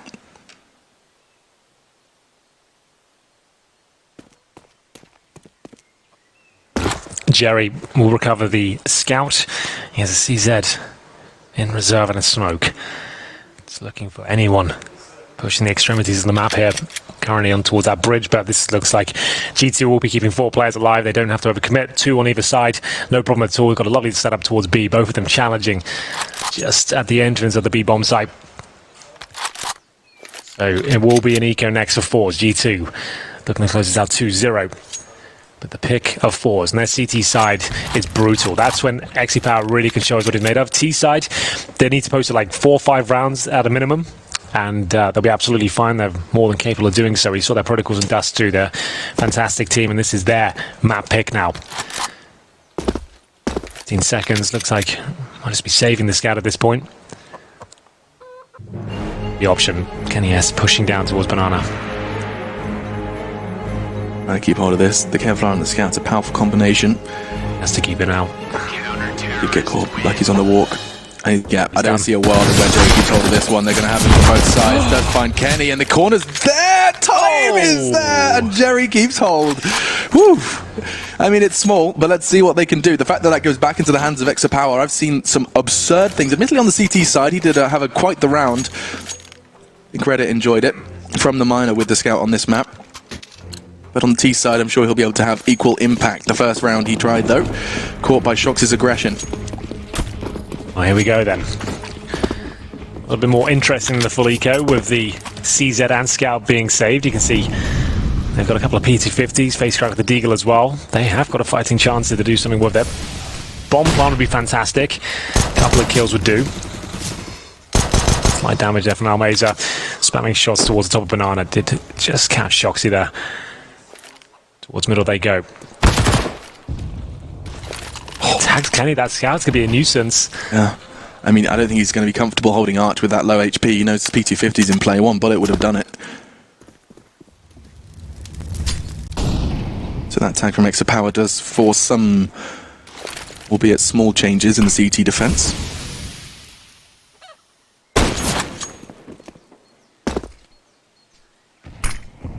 Keeps that scout presence and actually pulls out 2 nades from the pit players. That's information. He knows there's 2 pit side. As they find themselves just waiting on the other end of that smoke. What's the strategy here? They are anticipating close to CTs, and they throw all their bodies at them. It's gone pretty damn well. Jerry unfortunately caught Flit, but it's 2 versus 3 with a site wide open. They can at least get that plant. You said a couple of kills and a plant, the dream scenario. Well, they've got all of it. Yeah. They probably won't be able to hold on to this, but they've got extra money going forward, and considering Jerry was left with nothing after saving the previous round, it has led them to a slight edge for the other players here. Like I said, the low HP suggests that this will be ending pretty quickly. There it is. It is 3-0, but a couple of kills in the plant. That's what we wanted to see, and they've got it. So that will help them out with their funds generally. Allows Joe to actually get some cash going forward, and after the 3rd stage loss bonus and the extra $800, leaving him with enough to get the AK and armor here. He won't be able to get any utility, but at least can buy for himself. He doesn't need a drop here. Probably go for the Galil, considering he is the in-game leader and wants to probably have a bit more utility than the other players. We'll see. I mean, Fords, with what they had, they managed to make that really work. Wow. No nades for him. Yeah, you're right. Completely naked. Just the basics. Bits and bobs. JB Wabies. 3 players towards B at the start. It's G2 battling with control here. This is all the SMGs. They know they need an opening pick.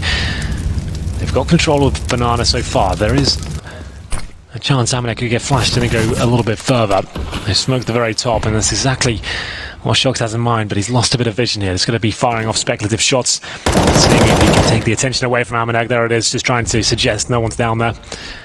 They're going to check it. Jerry seems to be cognizant at least. Gets the first kill. No damage taken. Yeah, I didn't have to pay a single point for that. But look at this from Facecrack and Flit. The passive hold from G2's A has enabled them to sneak right behind enemy lines. They're going to hear those steps. Facecrack can receive library. Oh, and they don't have to reveal Flit's location just yet. The number's just the 1. This is going to really throw Jax into a bit of a spin, somewhat of a downward spiral. The bomb's on its way towards A. Lovely execution from Fours. Posturing B, Jerry finds that frag on Amanek early, and then the A flank. They're a really nimble team. Like they obviously have an objective in mind when they get some basic map control, but they're happy to change it. If they get advantages or maybe disadvantages, they're happy to move things around and just cancel whatever plan they had in mind, considering the circumstance they find themselves in. So that's a really nice call. They were heading towards a B pincer there. They hear the footsteps towards library. They got in there very quietly as well. G2 had no idea. They're making a lot of noise. He gets that frag. He's like, you know what? We've got that rotation. A's probably the position to go. And now they've got 5 players alive. This is always going to be a difficult round for G2, considering they entered it with a few SMGs. That's what they're going to try and hold on to now. Kenny S with his MP9. He'll look to drop back in the AWP next round, but I don't think they'll be surviving both players into the next round. See, they're doing everything they can to keep hold of it. Shox is running out of health and bullets. It's Facecrack to finish. A triple from him, who has been another name at the tip of the tongue when talking about the stars of Fours. Facecrack and Extra Power impressing. Jerry's calls impressing Henry, that's for sure, and Dust 2. Yeah, absolutely. And less than idyllic coming into the 5th round of play on our 2nd map for the French.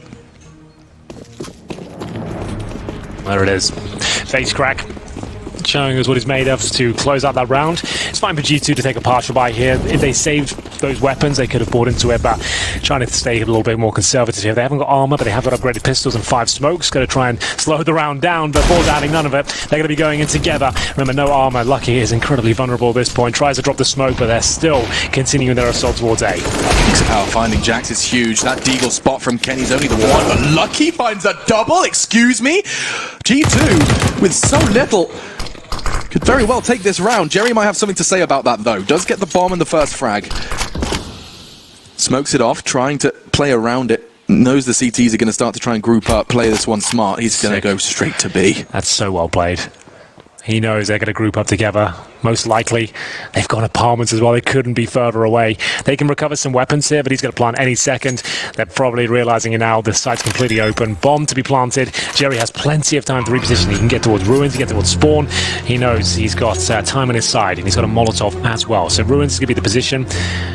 Very advantageous one if you can beat the CTs towards their spawn, but it's actually G2 focusing towards that banana position. Both players there. They have an Can you AWP throw a and an molly? M4. Could you molly the bomb from where Jerry, like if Jerry was to I extend think you a can already little bounce bit? off the skybox. Yeah. We know exactly what the plan is. Yeah, that is possible. Let's see, he has one in his hands, but 2 to find. They picked up the weapons. Let's not forget no armor present for G2. Jerry's element of surprise. They've used the smoke to draw him out. And they've done it in the smoke. G2 with just the pistols. It was chaos on A. Jerry smart to try and get that bomb down, try and stabilize after the slip up, but G2 just twist the knife. Yeah, I think 4-1. I think they've called a timeout as well. I saw the coach signaling for one. But here's Lucky and Co. When you're up against the pistols, going in Body as shots. a 5-man unit, so a very tight choke point on the map, not normally advised. CZs and Deagles in the right hands can be incredibly precarious to go up against, and we'll find ourselves with another bye for Force. But G2 extend the lead 4-1. Round 6. Timeout. This was called by G2. You win an eco, you want to calm everyone down, the adrenaline's pumping. As we discussed yesterday, you want the other team to stew over the mistake they just talk about made. that one a little Maybe more. start some bickering over there and to slow the pace right down. As you're now going to change things up. Kenny's going to have the AWP on the CT side, you're going to have the firepower finally, and you know there's a good chance you can break down the economy of your opposition.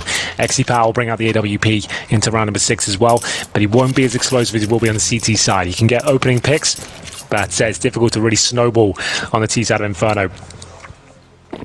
It was the story of T-sides on Dust 2. Now we find ourselves on Inferno. So far, so good for the defense. Very different maps. See what we got in store for the start. Early initial utility exchange. And I said exchange, it's actually all very one-dimensional, just from 4s. Double nades towards Kenny's location. He saw it coming, doesn't stop the damage being done. 57, he's lucky to be alive. Good movement from him to evade the nade. And there's the response in kind, flit down to 46.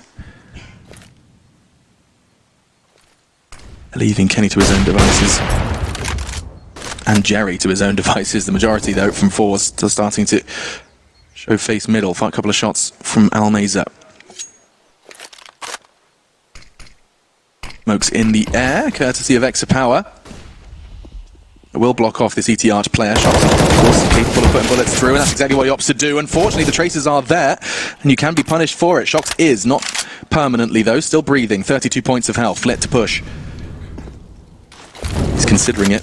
Lucky with a supportive Molotov. I think he's timed that to perfection just as the smoke was dissipating. The flames arrive, and time now starting to rot.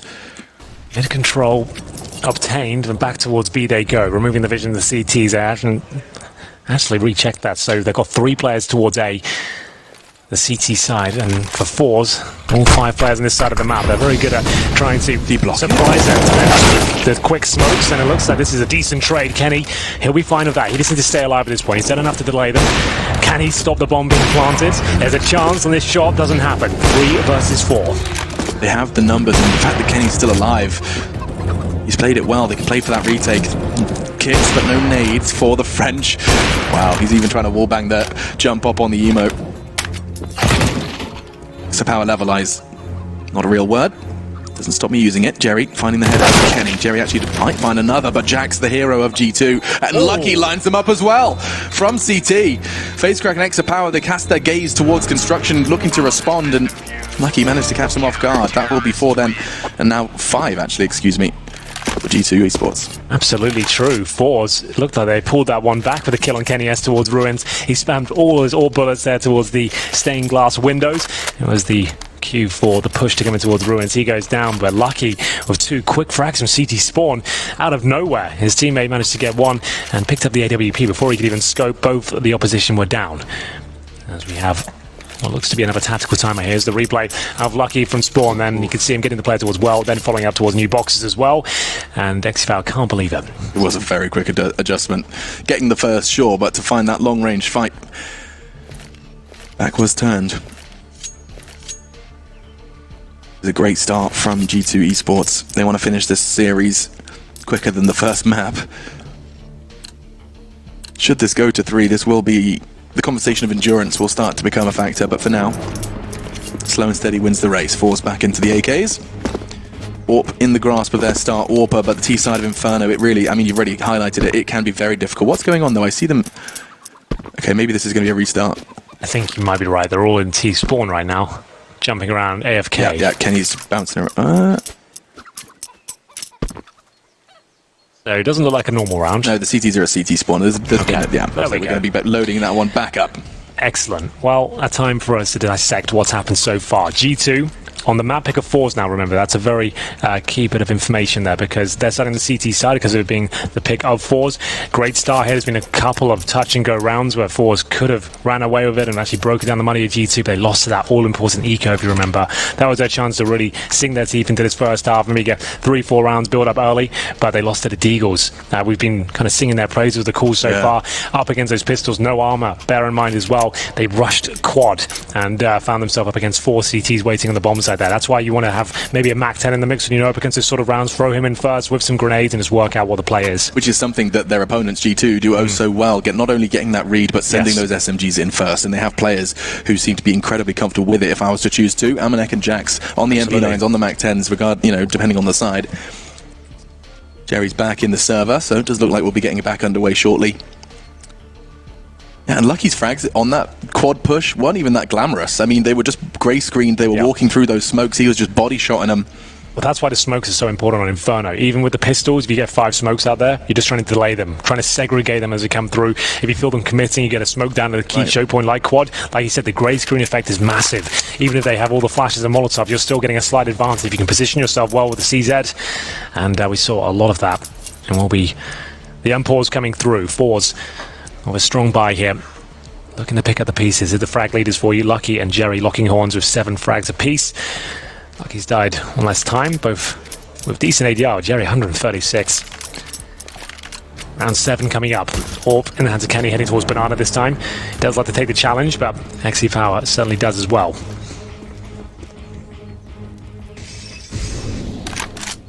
We're off to the races, round 7.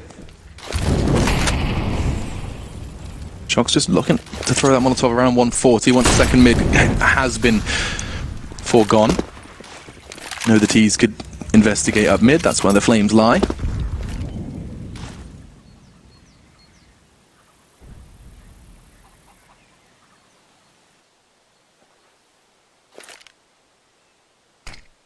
There's certainly an investigation from 4s, no immediate commitment, but a smoke on CT. Jerry, the frag leader, alongside Almeza towards B, and they managed to draw smoke out of the CTs. This is what it's all about, slowly pulling the utility from the CT utility belt.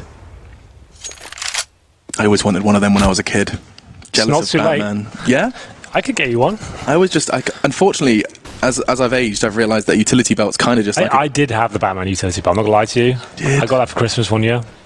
It was pretty good. You missed out. Well, I was going to say, I've realised that they're kind of just like really. Glamorous fanny packs. Anyway, Jax, he's going to be able to shut down one and actually swings away, still surviving. Facecrack forced to hunt and punished for it. Exapower's on the balcony. He can't do much with it. The smoke will obscure vision on the library side. He's actually repositioning to go ahead and catch Shocks as he backs into Boiler. That's huge. He levels the playing field. Jerry's on the way back from his B presence. He did manage to keep Amanek locked in that site for the entirety of all of this. Flit, big connection onto Kenny, and there was no one to trade. They were so late to the party. They're still separated, segregated. What can you do? Yeah, and they know Jack's in the pit as well, but they're letting him just rot in there. The bomb's ticking at some pace now. They give him no opportunities. He will jump up and find Almazar, and at this point, it's all starting to fall apart. Almanac, like he said, stuck towards B for so long. Nothing he can do apart from look for exit kills at this point, but there it is. 4's much more convincing stuff, managing to get himself in a 4-on-3 situation and then playing the post plant very well after Jack's got 2 frags upon arrival as well. Yeah, so there it is. He really dealt with that. I mean, there's not much more you can ask from your pit player than killing the first into the site and then dealing with the player pushing you. That's not enough of the ingredients alongside that. Here's the replay, Exeter getting that one and then reading the play towards Shocks as well, towards Boiler, and that was great. We see that smoke so often, preemptively thrown to give you a one-way and to block any Molotovs coming through. Kenny didn't see it coming. We've seen him jump out of his skin a few times this event. Frozen had him on Dust 2 the other day, and he snuck through. Oh my god, that could have been the play of the major. Yeah. We've had a couple of them. Jax was one of them. So close yet so far to making these absurd and crazy plays, and it's only the 3rd day. So much more Counter-Strike to come, so many more chances for some Counter-Strike history to be written. Very strange separation, just Kenny and Amanek, of course, bringing those weapons through. should be an open and shut case for Fours, but we saw what happened with the Deagles earlier on today, and they've learnt their lesson. Restraint being displayed now. 5 players towards B. Execution looks to be the name of the game, but Shoxy seems to detect it. Will he drop his smoke in time? He's only got the Deagle, he won't have a chance to. No telegraph plays here, but Shoxy with the first, and Amanek can spray them down here. It is going to be advantage G2, but they need to recover some weapons here and see if they can deny that plant. Jerry's actually going to push on that Molotov. He wants to find Amanek. Amanek's so low, caught eventually. And Jerry, he's so ready to take that fight. The bomb now finally goes down. York could make things awkward or not when Kenny's wielding it, that's for sure. Catches exit, just the tip of his head on Nubox. Jerry's going to have to be the hero, he already has been. That's his 3rd kill. Flit's so low, he's going to have to try and almost 1 versus 2 this one, and he's already been caught out. Now Flit caught from 2 different directions. He does catch a glimpse of Jax, but he's so good with that CZ, and G2 have done it again. They absolutely have. This time with the AWP and the M4, but 3 players essentially on eco there. It was Shoxy who was there, ready with the grenade, and the smoke, sorry, his Fours there. Just got these great timings. They're very good at pouncing on bomb sites, and he didn't get his smoke down. They broke through, but he manages to get 1 kill. That's enough. Everything right. Yeah, it was enough attention though. Shoxy's getting that 1 kill while blind. His teammate then had a bit of vision to spray through when all the aggro is being taken. They got a slight advantage, delayed the plant for so long, and enabled the rotation to come through, and Kenny is hitting a fantastic shot towards new boxes. That really did change everything. So round 9, G2 another successful round there. It's a huge delivery from Kenny. Let's see, face crack now with the Mac 10. Battling for the troll once more, but XC Power, the fast pick through the wall, gets him. Early advantage, can upgrade that Mac 10 as well. On the corner, they slow things right down. Kenny S starts to hunt for a kill now, using the smoke towards middle to spot the top of the boiler steps. But once again, heading back towards B of all 5 players. They recover the bomb from T steps. Kenny can't spot anything middle. Will it cause a rotation towards B? They're going to need it. There's only 1 player there right now. Amanek's rotating through spawn towards A. Shoxy alone. Has got a smoke to buy some time. You waiting for a sound cue? No, They just fall wants to back. replace it. You're starting to back away. Leaving Jerry, it certainly does seem to be the Fours' default as such. Just leave Jerry to his devices on B. Kenny with aggression towards middle. He could be traded off here. The flash is there, perfect from face crack. Almeza's already found 1. Lucky stands his ground. Will not let Fours have that bracket control for free. Makes it incredibly costly, but already 3 lost for the French. Just 2 can remain. It'll be Shox on this B side. He's actually going to flash himself through.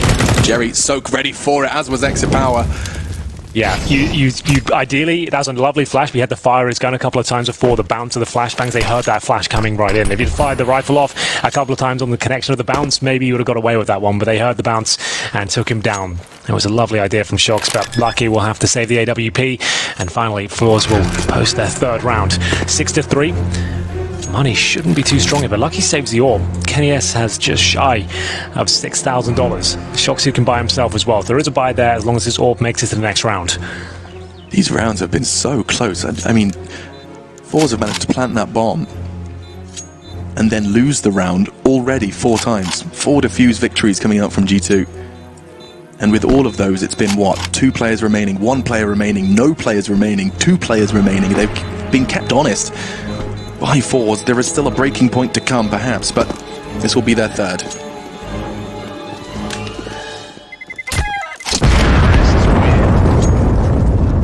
And again, that double kill from Exit Power, he really did open up that round with that wall bang.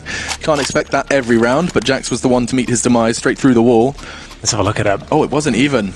Wasn't what I thought it was. Quick on the corner, and the second on Shox with Jerry's comms that the flash was coming. Well, there we go. The odds coming through. They could change very quickly. Fours on the comeback trail here. Like I said, there is a buy available. The AWP survives, which it does. But there will be compromises. We'll get into round 10 here. I assume there's another gun spawn. CZ for Lucky, so he doesn't have the default pistol at this stage. Kenny will go towards B alone, allowing 4 players to reside towards that A side. Grenades luckily don't go to the corner, aiming towards a sandbag. Kenny down to 14 HP, but he has at least let himself be known to have the AWP on that side of the map.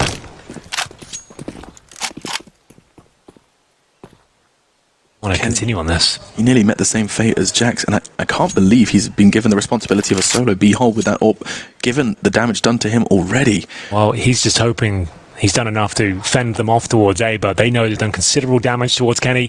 If an AWP is up, there could be a chance that this stack could be happening here. Best way to counter an AWP is with the smokes. Smokes towards coffins and spawns. I don't see a world where Kenny can get more than 1 kill if they do this correctly. Flash is decent. They know exactly where he is. Here come the smokes, and that pretty much nullifies him. He has to pull back. I wonder if it was more timing to try and catch that smoke coming in. Either way, FaceCrack's nade finishes what Almeza started right at the start. Shots though. Wasn't ready for so many players to be there so soon. Amanek, however, does manage to get himself a kill and an upgrade into the M4 for this retake. He's steady up. Yeah, retake might be a strong word instead. Just goes on a scavenging mission, wants to use his flash and what remains of that smoke for him and his teammates to get the hell out of Dodge. They do so. G2 will preserve, but Fours will persevere. Yeah, nice work from Fours there. They weren't intimidated by the Kenny assault. They knew there was a way to shut that down, especially with the damage being done. He couldn't be super aggressive with it. Good positioning from Lucky as well. So they get those smokes down, flash over, and they finish him off with the grenade. They knew he was low HP. Kenny did what he could. As I mentioned, him getting 1 kill would be about the very top end of what he could do with that HP. Unable to do it, the flashback was perfect. The follow-up smoke was even better. And a couple of kills coming from G2, but they have to save the weapons here. The money's just not there. They get a second bite of the cherry with 2 rifles and the AWP that we thrown back towards Kenny. It was B alone in the previous round. Where does he fancy his chances this time? He can do a double setup towards the apartments with the AWP and the rifle pushed out. We've seen that plenty of times this tournament, but as you mentioned, it's such a risk-reward factor there. Yeah, the double kill. Yeah. It can happen. Certainly when you've got aimers in the server, like Fours. And we are off. Round 11, map 2, game 1, day 3. Well, Kenny not using the AWP. Shoxy will be using it this time. Getting his ears back in. A slow approach from Fours.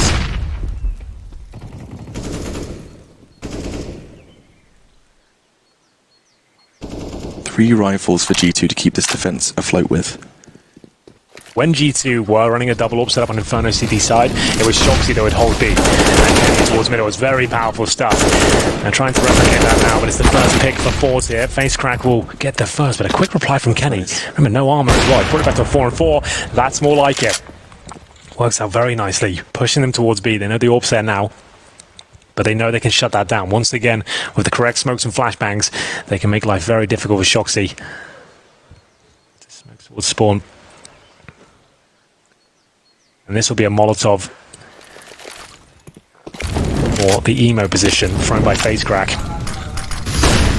He's holding the aggressive line, but doesn't matter about the flash. He's even got a smoke to keep new boxes away to get out of this. He can take the shot and fall back if he needs, but I don't know if he needs. Kenny's going to push this smoke. X is going to miss the shot, and that is another one for G2. They handle it. G2 have won 3 rounds now of the 7 that they boast with a less than ideal buy.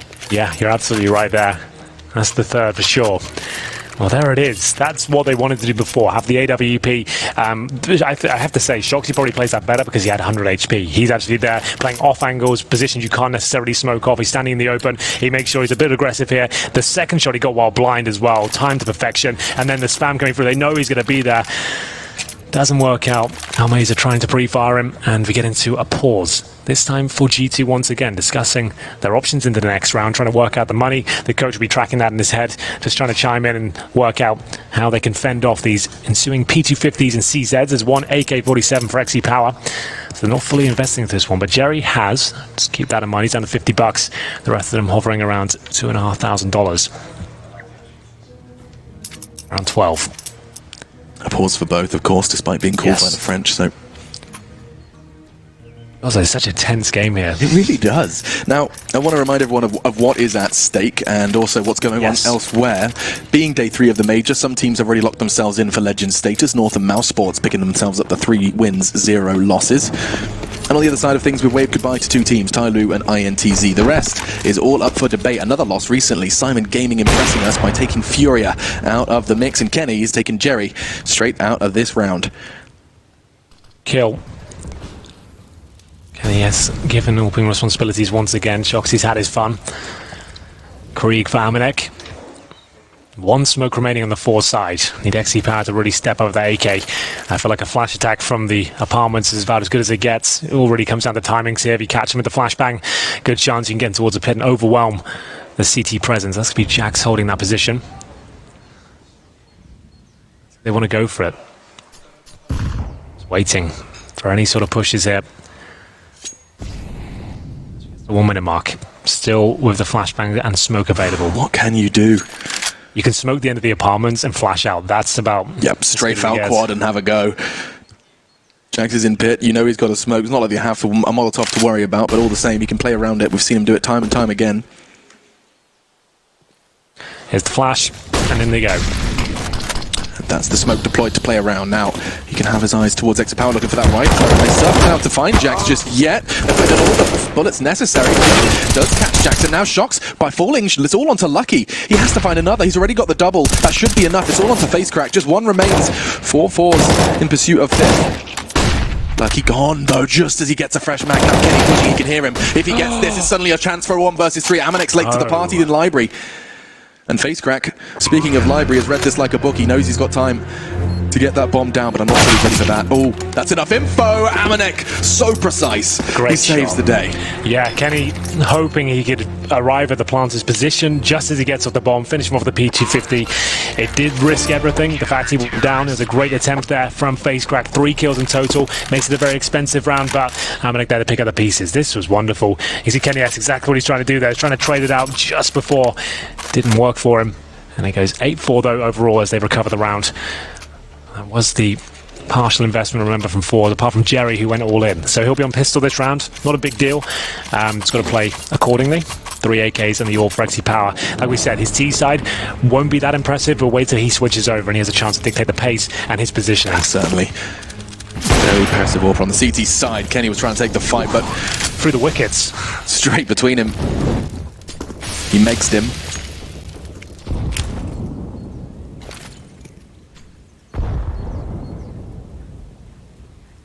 Just line it up. I don't know which nade he's pulled it's the that. HE. So he'll bounce out of the skybox and detect them at the top by the barrels and try and do damage once they're there. There's the HE now. Doesn't do as much as you'd like. You can see it lands right on top of the barrels there. I think Jerry was kept safe and sound just by that lovely little polygon. Yeah. Yeah, HEs in CSGO sometimes can be a little confusing. Yeah, don't get like any sort of steps. Yeah. Can really throw a spanner in the works, but for now, too much damage done. Kenny's investigating alongside 2. Amanex there. CZ. Oh, and the timing's there. Just as he starts to switch, that sucks. That's great for G2. They can deep smoke, and that's going to lock any sort of forward presence down. Flip makes his location, his whereabouts all too clear. Sprays through the smoke close by steps, but now Jack catching Almster. Almeza. I did it once as well. Yeah, we did. We both got one. Both done it. Let it go. I don't know why our brains can't process that information. Great work from Shocks, though. Flit and Face Crack. Lined up. Both backs turned. Some of the easiest frags he's going to get in this map. Because they don't come easy. There it is. It's G2 capitalizing upon the lack of presence towards B there. Flashing over, confirming. There was only Jerry in that position. He was caught with a nade in his hands. That's unfortunate. They overwhelm the banana position. And at that point, Fours tried to fight back with a quad push, but picked up 1 by 1. And 4 players survive for G2 here. Round 14 coming up. They do save the AWP, but they can't really justify a full investment. It'll be pistols to join XE Power. As we mentioned, it's not like he can find a ton of kills and just run around the map getting them. They'll be locked up by smokes, incendiaries, HEs at the very beginning to the very end. Yeah. You see, I mean, you know, we see some of the very best teams in the world just choose not to ever touch the AWP on the T side, but for Fours, it does seem like a priority regardless. And that's why XE Power opens up the round for his team. Jax, if they had a HE, actually, they could perhaps try and go on a pursuit of that weapon. A smoke is in the hands of XE Power. That rifle still a tempting prospect. It looks like it will be foregone by G2. They're not there to contest. Instead, they choose to push for B control. Lucky's actually solo at this point. He's going to have to do a whole lot already. He's been dinked. Oh no, this is going spiraling out of control already. They have the side Force locking this one down. That's insane. Kenny catches that. XE Power. That was the firepower cut down to size by the French AWPer. And now just like that, everything starts to tumble out of control for Fours. Amanek does take the first fight. Face crack though with 2 HP. He will be finished off by Shoxy. 10-4 the score, but my goodness, that could have very easily been the 5th for Fours if Kenny doesn't hit that. Well, Kenny shows his power for sure. There it is. That shot from the library towards quad. The second one was just marvelous. That's experience stats. That one's pretty standard, but look at this. He's getting ready for jumping over. Wasn't even a wallbang. A clean kill. As we go 10-4, double digits on the French side. Now remember, that was essentially a partial buy. They had the orb shore, but there was, what, 4 CZs to go with it. Still a compromise round here with the Galil in the hands of Face Crack. XP with no grenades at all. Jerry with just a flashbang. It's going to take a lot here, and the orb knows he has to deliver an opening pick. He did this before. Can he do it again? Hits Kenny down at 5 HP, and lucky not to get that kill as Kenny scuttles away back towards the coffin position here. Amanek will try and push them back with a decent HE. Very good. Flip and Extra Power feeling that one. Kenny with 5 HP is still brave enough to hold this line. A single stray bullet into the brickwork would catch him, but that doesn't stop Kenny. Reads Extra Power perfectly and actually goes for another! He's got 3!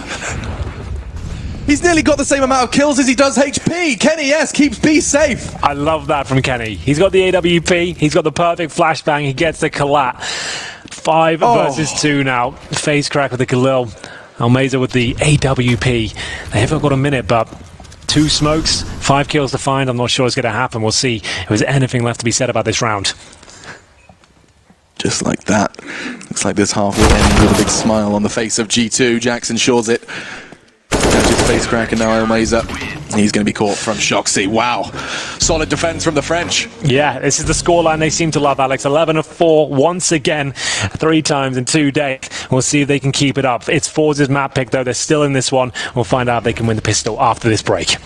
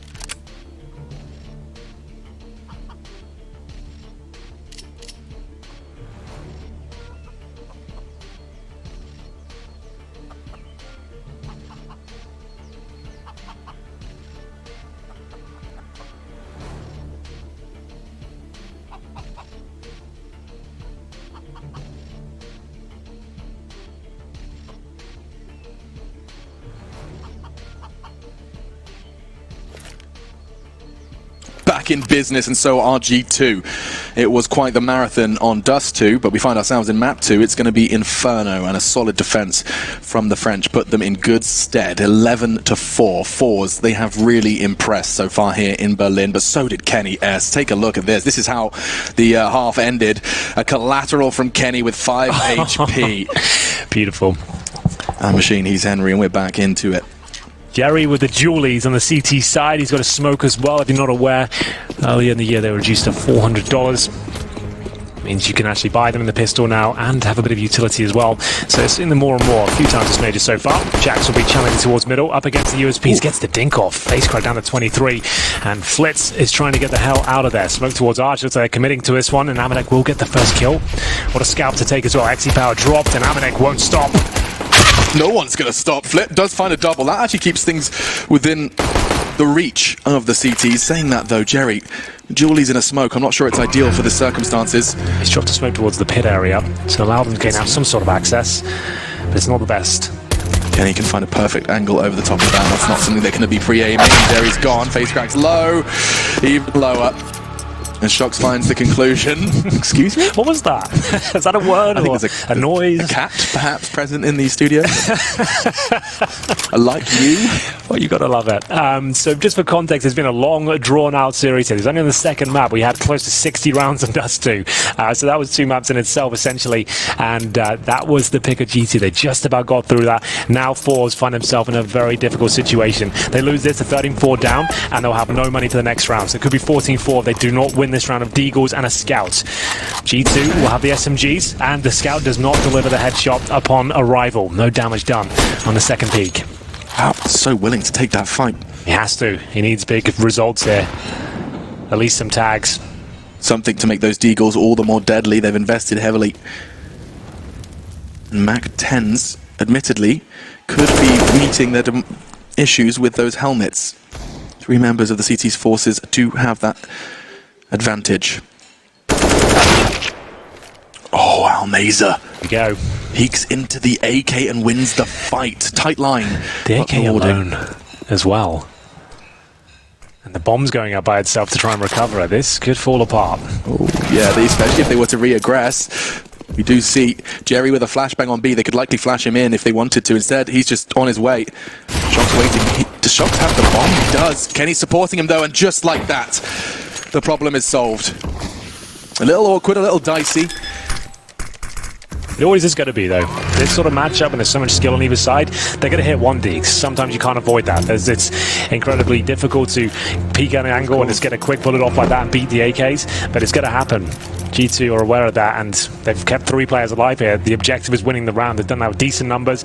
There's no money for Fours to buy into the next round. It's 13-4 with an eco coming up as well. Should be the 14th round locked in for G2 on their T side. Then it's theirs. The series is in the palm of their hand. They just need to grasp it, finish things off, and stay calm. But closing games out has not been their specialty at this event from what we've seen so far. Yeah, that's true. I think this would be a big confidence boost for G2. I think so.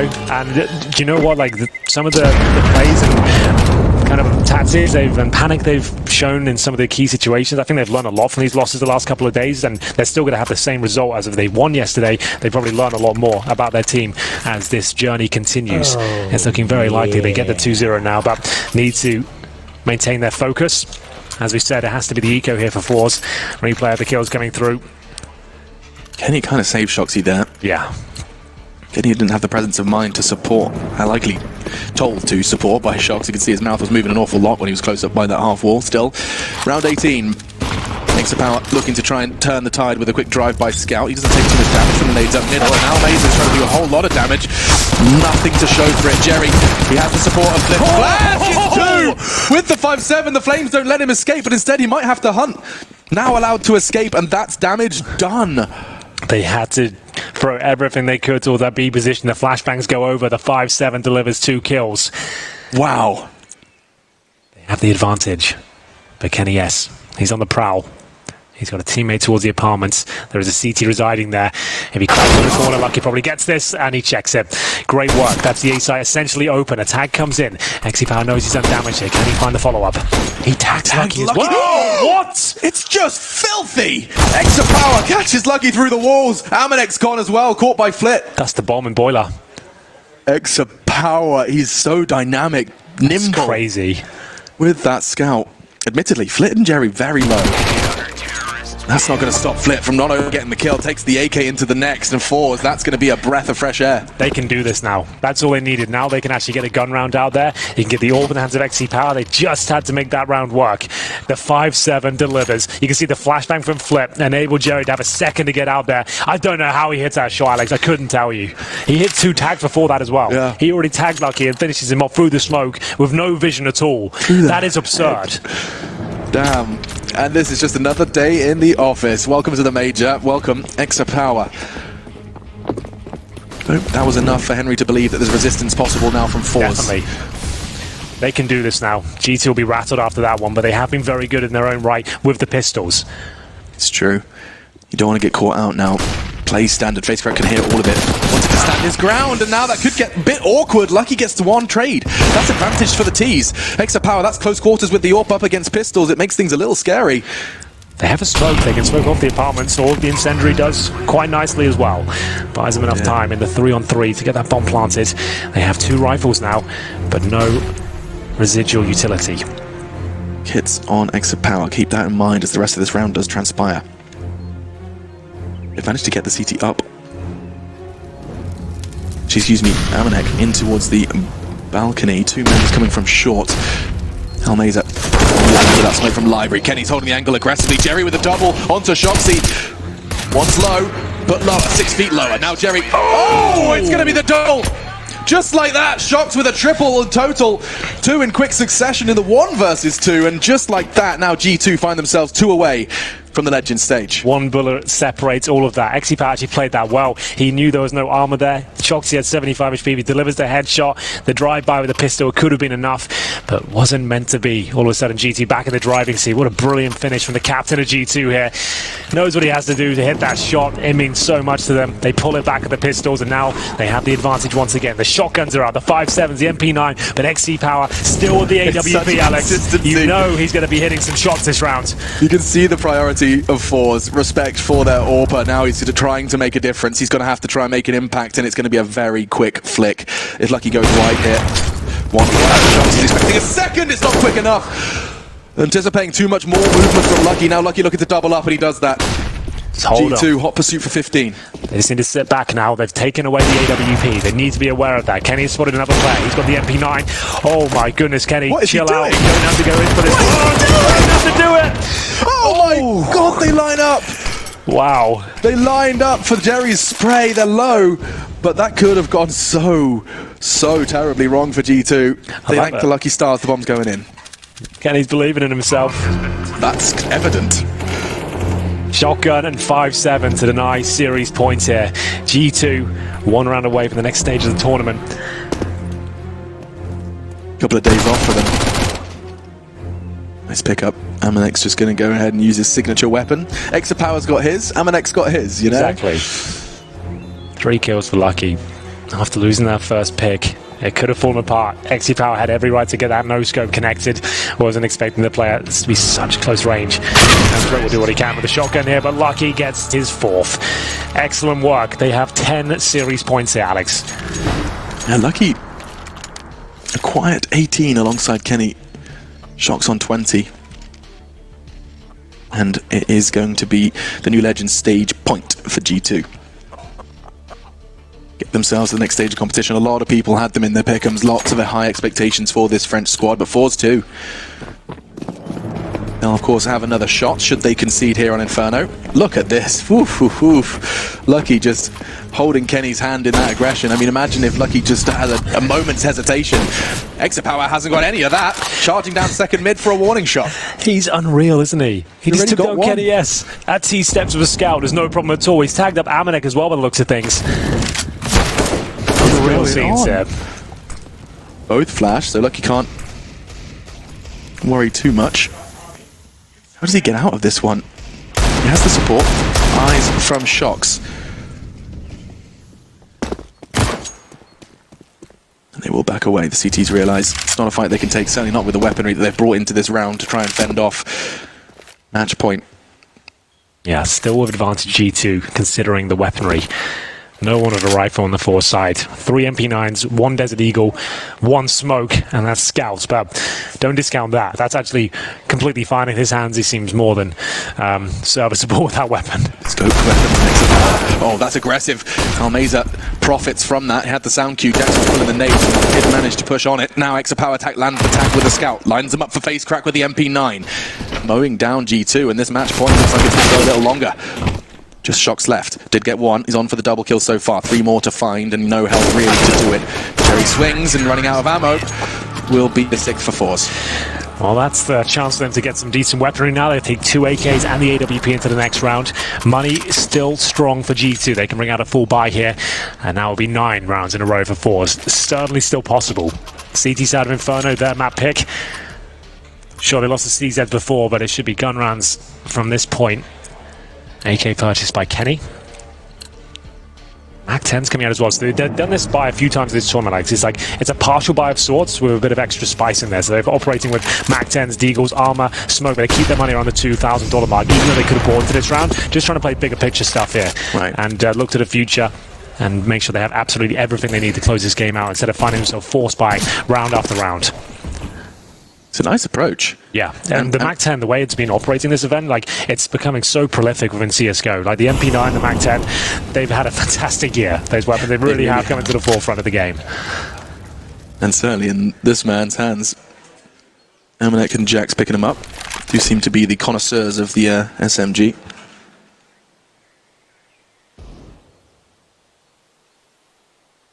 And it also, when I look at it, it doesn't see. I don't immediately think that G2 haven't got a chance. I mean, that's terrifying. We've seen what Amanek is capable of with the Mac-10. Kenny got that AK as well. That's the spice you were talking about. Up mid brackets, no resistance immediately. So power could get caught off. Where's the long information going to be coming from? No members of Fours are concerned of that yet. And at the moment, G2, they could be slipping straight in for somewhat of a flank towards B. Yeah, they've gone undetected here. Spawn. But there is a player looking towards it. Almeza is aware of this potential. I think he's looking towards CT spawn right now, and now he definitely will be.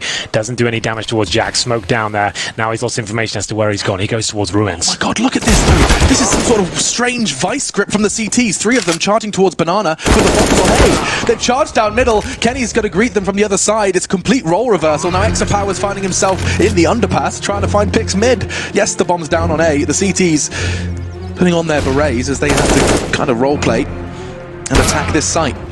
Jax on the defense gets shut down. And they are clearing all of the corners necessary. They get the information. There's 2 left, and they know where one of them is. Amanek being hunted down. His friend in pit is Shonksy.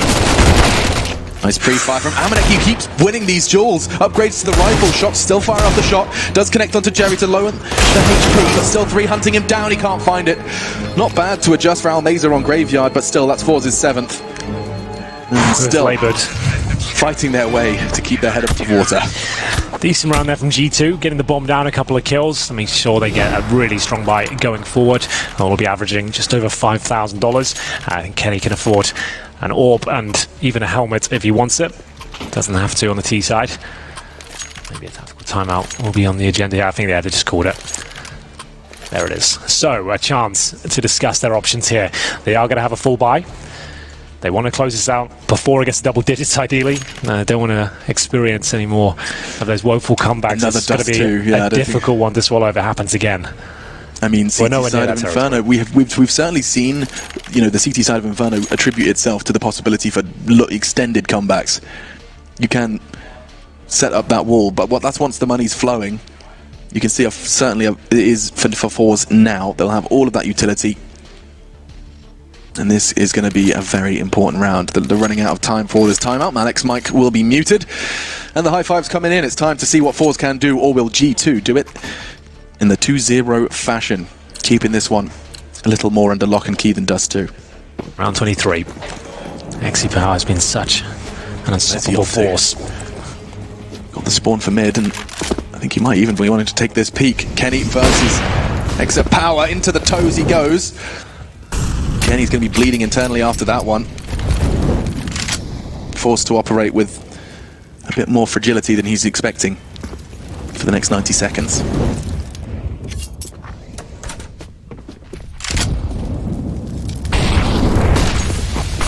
Oh, that's a good molly. Forces to smoke out the T's as well.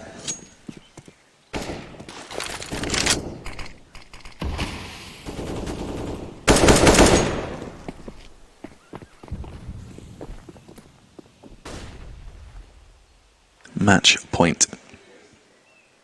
The next stage of competition is just 5 frags away for the French. It's a flashbang coming over towards B in his second. Almeza looking to strike G2 here. Will fall back. Doesn't fancy it. Bomb still down at T steps. G2 have got banana control, but not much else. I'll smoke towards the arch side and send all of their units towards the B side of the map. 2 players residing there. It's going to be Jerry and Almeza. They've got a flashbang between them. That's it. So you know he's just trying to get a pick here, maybe. Jack's ready to take that fight, but Almeza, he gets that one for free. The smokes will land. Almeza looking to double up, but the trade is there from Jerry, and he's got time. There's a gap in that assault, enables him to scurry away to Nubox, and now the time continuing to tick away. 20 seconds, G2, they've turned in tail. They're on the way towards A, and there's 2 CTs ready to receive them. This could be Force's 8th. It's looking difficult, especially with that neglecting to stare at the pit. Kenny's still lingering on B. Facecrack's done enough. And G2, after that timeout, they've got nothing to show for it. Weren't believing in the B bomb side there. It was where they sent players in and then didn't follow it up at all. That was like 20 seconds with a full rotation towards A. They didn't have any time to be methodical about it. I felt like when she got that pick, that trade, you notice at least one player on B, like you might as well commit off that and see if you can at least trade him out and get the bomb planted. But this is way too easy for Facecrack to finish things off. They had no time. They're already distracted by the presence of the A side player. Round 24, Kenny saves the AWP, so they'll go for some CZs and of course some MAC-10s can out for Amanek. Lucky, so it's like a Force buy. Yeah, indeed. Lucky will have a CZ and he buys that right at the nick of time. 3 players towards A again for the double stack towards apartments. We have seen lots of pushes with that orb towards the end of apps. Does he want to go for that? Looks like he'll just be holding. You've been talking about this crossfire a lot. Yeah, this is a more passive style. You can see they're not actually fully committed. They can get out of there if they have to. The AWP just staring at that stare arrival. Facecrack holds the line. Amanek arrives next. No worries. Facecrack can fall away now. Flip's there to support as well, catching Lucky from Boiler. Nice trade from Shocks though. Pushed up on the Deagle to find himself his first, and the first for G2 too. All too familiar. Feels like deja vu from the round prior. Kenny up against the odds, and wow. Hitting flicks like that, perhaps not a reminder of the round prior. This is all new territory. The bomb, however, is loose in mid, and that's going to make this an all too tall of a task. Great shot from Kenny, but it's going to need a lot more where that came from to stand a chance there. He has been spotted jumping towards the T-steps. He's not aware of it, but he has seen the grenades thrown. Now, does he want to try and hold on to the AWP or try and see if he can find some wiggle room here towards the T-bridge? It should be impossible, but taking extra power down is a huge scalp. That's his second, looking to clutch for the match. No, presents his back to Almeza, and that will be a lovely AWP scavenged away into the next and starting to prepare for longevity. Fours closing in on double digits. That's 4 in a row, fighting off match point. Kenny didn't get any money from the previous round. He'll be set at around $3,000 right now. They'll take another tactical timeout here. The last one. G2 desperate to close this. Cannot go to overtime again.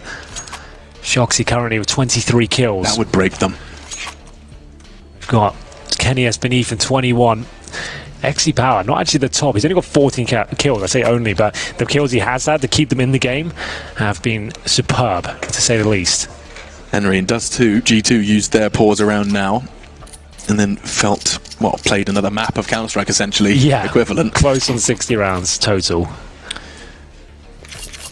So that's the last timeout called, as G2 try and find a recipe for success. A way to break this 4-round streak of 4s and close this one out for the Legends stage. One will do it. Doesn't matter how you get there, doesn't have to be pretty, just need to get through this stage. They can do it in the next 6 rounds. 3 AKs. A CZ to Kenny. Amanek with the MAC-10. XE Power. He's ahead of it. He is ahead of it. He's got a kill here. Lucky's not going to see this coming. And he can just dip into that smoke as soon as he pulls the trigger as well. The flash might save him. Yeah, it does. Nice work. Perfectly played by Lucky to keep his heart beating. And I know mine is for sure. I'm sure Flip, as the call is coming in, that it's going to be pressure on A. Here's 2. Facecrack from Pit finds a double again. How is he still doing this? He's escaping as well. Using that smoke, using that flash. Amanek can't even find him. They're next to each other. They're holding hands. It's chaos. And Amanek goes down. Facecrack cannot be stopped. 4 frags from him. Kenny's trying to fight back, but Facecrack from Pit keeps 4s in it. 10. They break the double digits. That's so many match points for G2 now, 5 in a row that they've let slip by. We've been singing his praises the last few days. Facecrack really started to turn up now. It might not be too late. 15-10, they've got double digits. That's when you start to doubt yourself. You're the G2 side. Nothing's working. You can't penetrate the bomb sites. No bombs have been planted in general. They're going to take another partial buy here with the CZs and MAC-10s. Is it a faster approach here? They just try and overwhelm a position? Or do they go back to a slower paced default? Run booster, that's really nice. Smooth. Little tricks. They've got swagger, has 4s, and Almeza has just found the perfect pixel to stand on. Just on the edge of that Molotov. Aggressive warping from extra power. Can he get away? The Molotov should ensure it. He can disappear to fight another day. G2 though, they want to apply some pressure to Flit here. He's very low, doesn't stop him taking the fight with Kenny and winning it. Just 3 Ts remain, round 26. Well, Kenny and Shock's removed. Jack's at 15 HP. Just with Mac 10s and CZs here, yes, they have an interesting position holding towards CT spawn. But can they really do anything with this? The bombs in the apartments on the back of Amanek. There's smoke. Their hold is so tight. Yeah, I don't see them giving anything away here. XE Power's got Arch under control. Face crack from Graveyard, patrolling the apartments. It looks like everything's covered. You can see they've got Flitz, who's watching quad right from the back of the side as well. So this is a real nice crossfire they've got set up here. I mean, perhaps that low HP Jax could be somewhat of a way to get the CTs to move, just try and show face with the low HP man.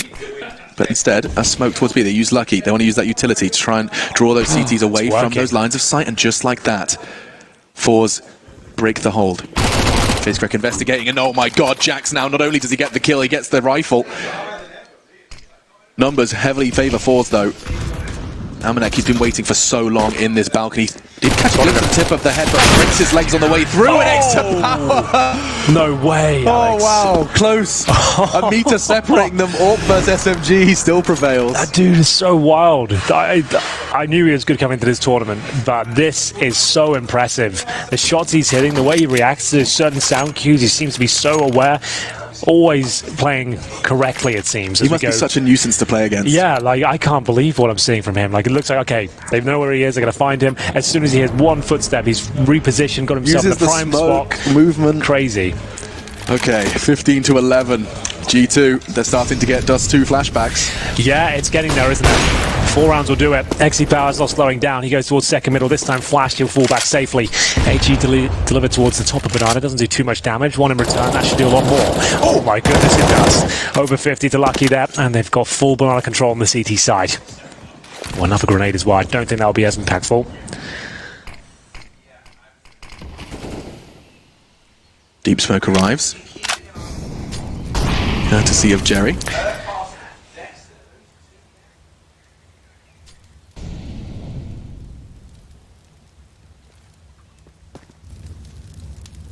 Looking to break. Oh, what? Full flashed Almeza. No headshot necessary. Into the body of Lucky. Now, G2 looking to find the final round with 4. It does seem like there's a smidge of indecision at this point. Bear in mind, if you're just joining us, 15-5 is the score. G2 had this one. It was done. Where it's like, well, maybe a few more rounds we found it, but Fours have got themselves right back in this game. Round 27, they have the round advantage as well. XE Power feeling the pressure. Kenny S gets one through the smoke. XE will have to hit absolutely everyone here. Nails the first one. Still alive and kicking. His teammates backing him up. They're trading blows on this A site.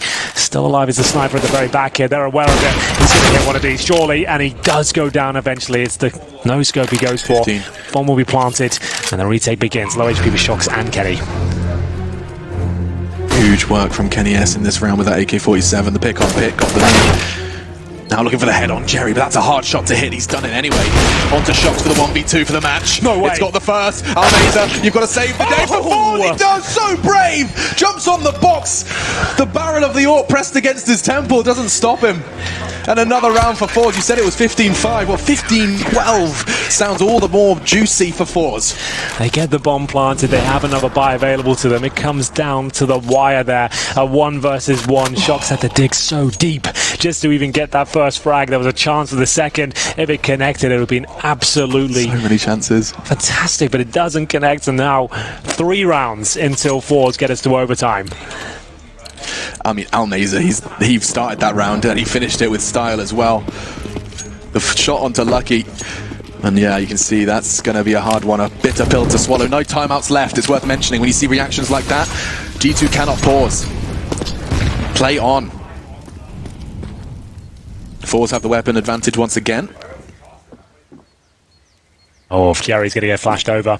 It could be the perfect timing. Both of them looking straight at him. They're both dead. Completely blind. It's a double kill. And Jerry nearly tags up another. Kenny down to 56. Almeza is a heroic flash, but now he's got to do the fragging. Oh! Here we go then. Kenny S will get the second pick towards B. They've got to commit on this. Have they got a smoke with CT spawn? They don't. Kenny will have to challenge it while they cross over with the bomb. Flash is He's good. being flashed all over the shot, but it looks like he has some sort of control. He needs to get a wider angle though to confirm that. Can't hit the shot. All of a sudden it's a 3-on-2 in favor of Force once again.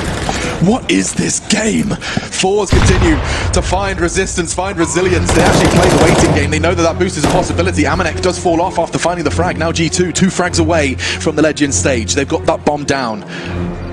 They've been this close before. They've had it taken away from them before. There is a smoke, there is a kit, there is a Molotov starting to be deployed. Facecrack throws out the flames. Extra power from construction. Amanek's just going to play the waiting game. They know they've got to touch that bomb. Jax, they're both going to swing into him. They know where he is. It's Facecrack in the 1v1. Amanek has the health advantage. Onto the bomb, Facecrack goes, warning shots as Amanek, he could get played with this one. 1 second, he's done it!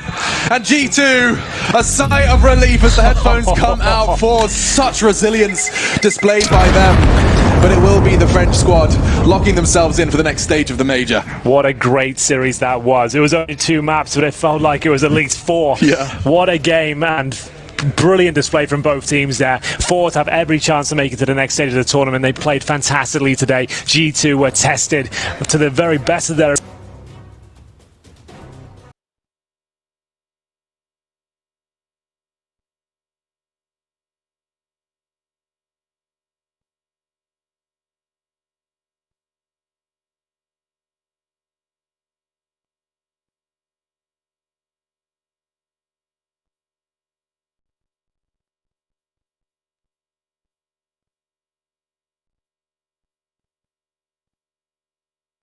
was, yeah, fours are, I have it in front of me, yeah, 2-1, and they're now sitting in 2-2, last chance. You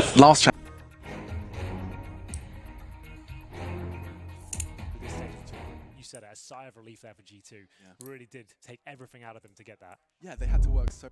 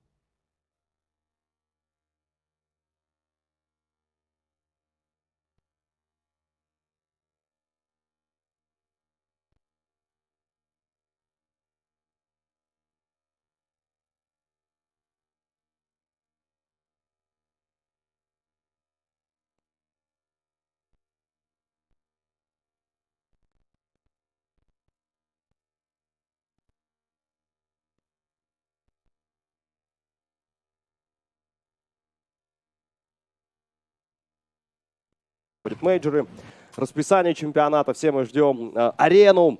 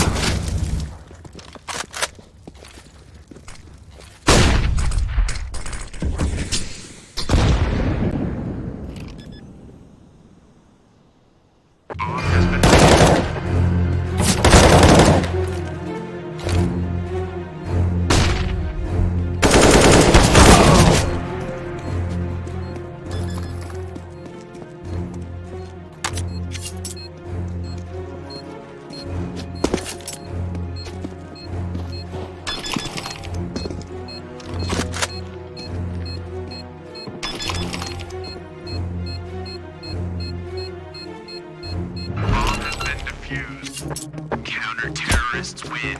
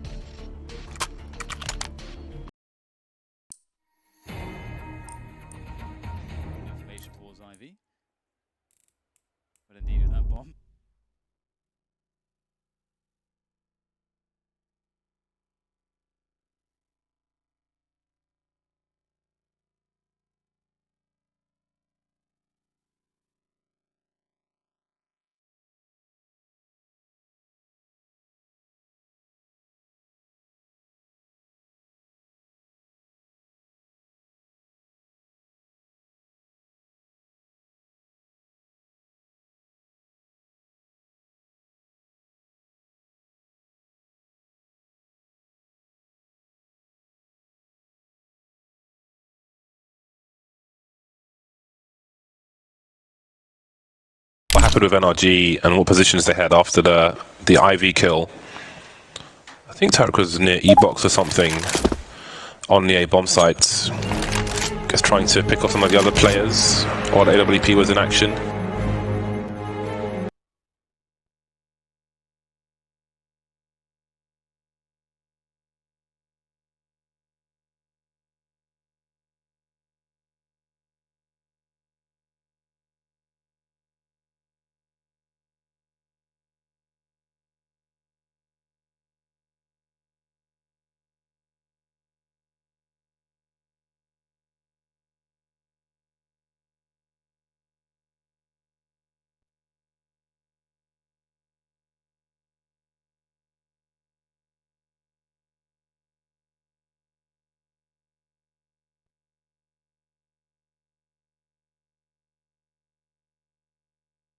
Both teams do. Money's not coming for either side, but of course it can be worse for the CTs. Ethan will learn a hard lesson around the ladder room with that punish from Adren. Sanford's been seen by Sanji, but I don't think he saw him. So there's angles and there's pushes from Kika in the meantime. The only player towards the B bomb site, maybe having a read towards A. It is a fast round from NRG, but now they've got a man advantage, 4 versus 3. Yeah, the bomb's going down on B as well. What a turnaround. NRG were looking like they were struggling, but just immediately they get 2 kills, they get position. However, AVANGER are actually able to gain a lot of space on the B yard. This could be the way back into this round. The bomb ticking away. Tarek gets one. Will he get traded? Yes, he will. Buster on the frag, but there's still much more to be done. There's no utility here for the CTs beyond that smoke that was just put on the bomb, and that's a huge frag from Breeze, and that's going to seal the deal in this round at least. 5 rounds now for NRG against the 2 of AVANGER. They are struggling, AVANGER, on their CT side. A little anarchy favouring NRG on the T side, 5-2. And again, that was an important round for AVANGER to win, but they've got the money to buy. But again, it will be lacking, at least not in weaponry. They've got the M4s out, Buster with the AUG. It'll be a mixed bag in terms of weaponry. Dren really had to land that kill. I feel like he had the jump on Breeze there, and not looking at the angle. So that was an important one, a critical miss there for AVANGER. Who knows what might have happened? And then Buster was moving back into front line. Here we go again! This time there'll be a trade. Just abusing the numbers in RG. Fast rounds. They're not really giving AVANGER time to adjust to anything the way things are happening at the moment. Yeah, I love this. NRG are playing a little bit off the script in terms of we haven't seen too many defaults from them, and we're seeing some fast bursts. They're really trying to keep the pressure on AVANGER. And the interesting thing here as well is that they know AVANGER's utility is low, so going for these fast plays, you're less likely to run into counter utility right at the beginning of the round. And so that allows you to be more successful on average with those faster plays. And Tren is going to get blinded there. Lovely play coming in from the likes of Breeze and Ethan with a flash to AK follow-up.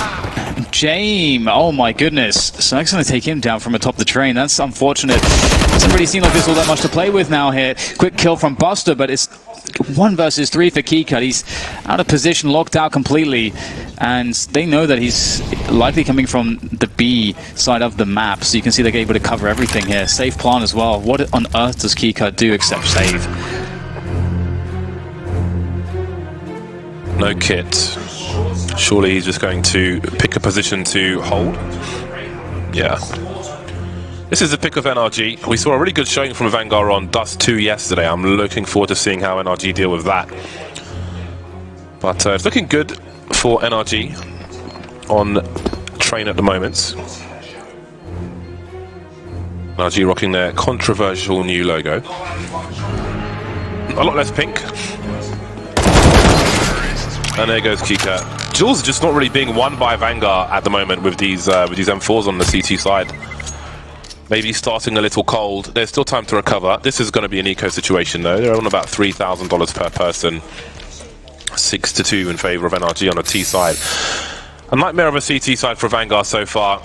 It's been a lot of action in this ladder room in the last few rounds. Yeah, it's really interesting too, because if NRG are able to just take it whenever they want, they kind of condition AVANGER away from playing ladder room early, which gives a lot more information, or rather space for NRG, as well as denial of information later on. If NRG, let's say, play a slower round, AVANGER might not have that position because they've been abused there so many times, which gives NRG just better chances to obscure what their plays are going to be. And that's one of the important parts of that ladder position for the CTs is not only does it allow you to better deal with the A pushes, it gives you flank timings towards B, it also gives you information, as it's the most forward position you can really have. And so to deny it, or to condition your opponents to not want to play that position is huge. So we'll have to see if that is the case for AVANGER. Maybe they'll start playing 2 players there. Maybe they'll double down. Dren is going to find himself a cheeky frag, it looks like. Just about. Took too many bullets, though. Can't handle the follow-up. If Cirque didn't run back at that exact moment, I think Adren might get 2 kills there. Or the situation gets a lot more weird, picks up an AWP, who knows. 40 seconds for NRG to clean out the rest, being very, very careful. Great situation for them now. James got a P250. If he finds the right person, then who knows? Ooh, pops Ethan in the head. Maybe through the wall or something. It looked like a headshot, but there we go. Either way, 7-2 for NRG. AVANGER now. Plenty of money. They'll take a timeout to discuss the proceedings. Do they pick up a second AWP? Adren's dropped one for James. Buster and Sanji haven't bought just yet. Grenades coming out, but what do they expect from NRG? There's been fast rounds from NRG. It's been a bit bedlam, a bit anarchy. There's been lots of aggressive plays towards ladder room. They failed with 1 player. They put 2 in there instead, or even 3 actually, on the round prior. Now, do NRG go for a fast play towards B, or some kind of burst, something to throw AVANGER off and just break them again immediately? Seems there is some entanglement behind NRG at the moment. Yeah, there's so much to be done here, and when you can take a timeout as well, and if you're NRG and you're thinking, are they going to try to maybe counter some things that we've been doing? It's your opportunity to like really throw a wrench into the works by mixing it up yourself. And it's another fast one here from Breeze at the very least, going through to Olofmeister, and Stan will be making his way towards Ivy by himself. Breeze with the defense there. Sanji goes down. He had no idea. He really didn't. There was no nades to really help him out there. Well, not enough at least. Breeze goes for another duel. That could have, I mean, if that had gone his way, oh, what a disaster it would have been. But still, Dren takes a lot of pain from the Krieg. He's down to 40 HP. And look at the walk into the B-bomb site, just contacting it straight away. And that was actually, I think, a really cool play from NRG, but it's backfired on them here. They've shown the bomb. The bomb's lost, in fact. So I guess to try to get it, he's thrown a smoke down, but just barely escaping with his life. Stan able to get a cheeky frag from Ivy. So there is still play here for NRG, but it's very dangerous with such low HP. Cirque's left the bomb on the high ground. Problem is, Kikert's flanking. With all that noise being made, Kikert would have had those sound cues, so he may just find the bomb above the ladder, and now that's going to make things really awkward. Cirque waiting for somebody to move forward. There's the bomb. What does this mean? What is the meaning of this? There are 2 players left. They've left the bomb above the ladder. Kikert, I assume, will read that someone's probably coming to rotate to pick it up. There he is. He's seen him, but where's the other guy? Starting to back off now. They've got a time advantage, 25 seconds on the clock. He's got all the information they need. There's very few places NRG can be, so I think that was a regrettable decision for NRG. So maybe he didn't want to risk losing the bomb down the ladder, but at that point there'd only be 1 person alive anyway. But still, AVANGER are really spread out, far away from the pop dog. NRG have tried to bait them towards the B bomb site with some grenades, and Jim's moving a little. He's near old bomb now. And there is the round. I like how Kikert decided to fall back.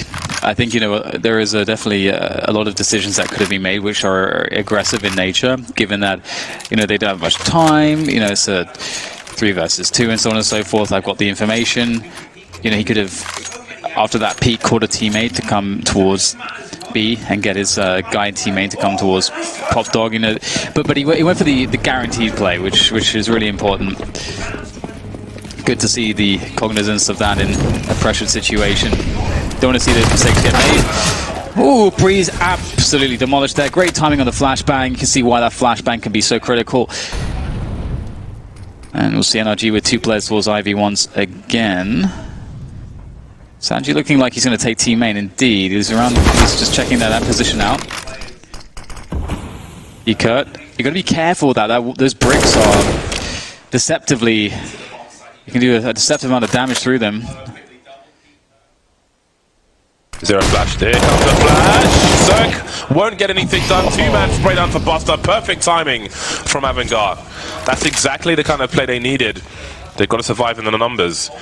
Ethan and Tarek remain. That's a big headshot from Ethan, but where is the bomb? It's been picked up by Tarek. He's run at main position.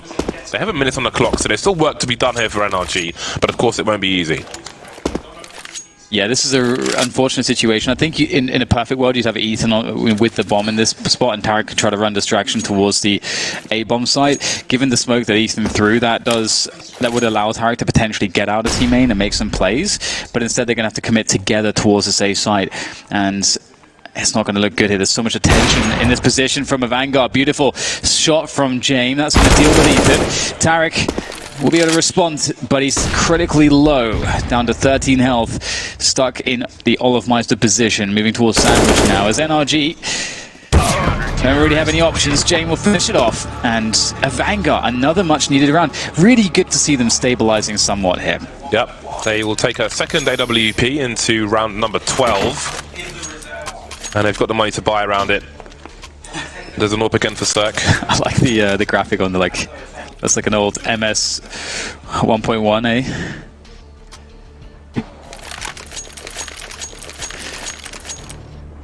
James, he's going to be such a key factor.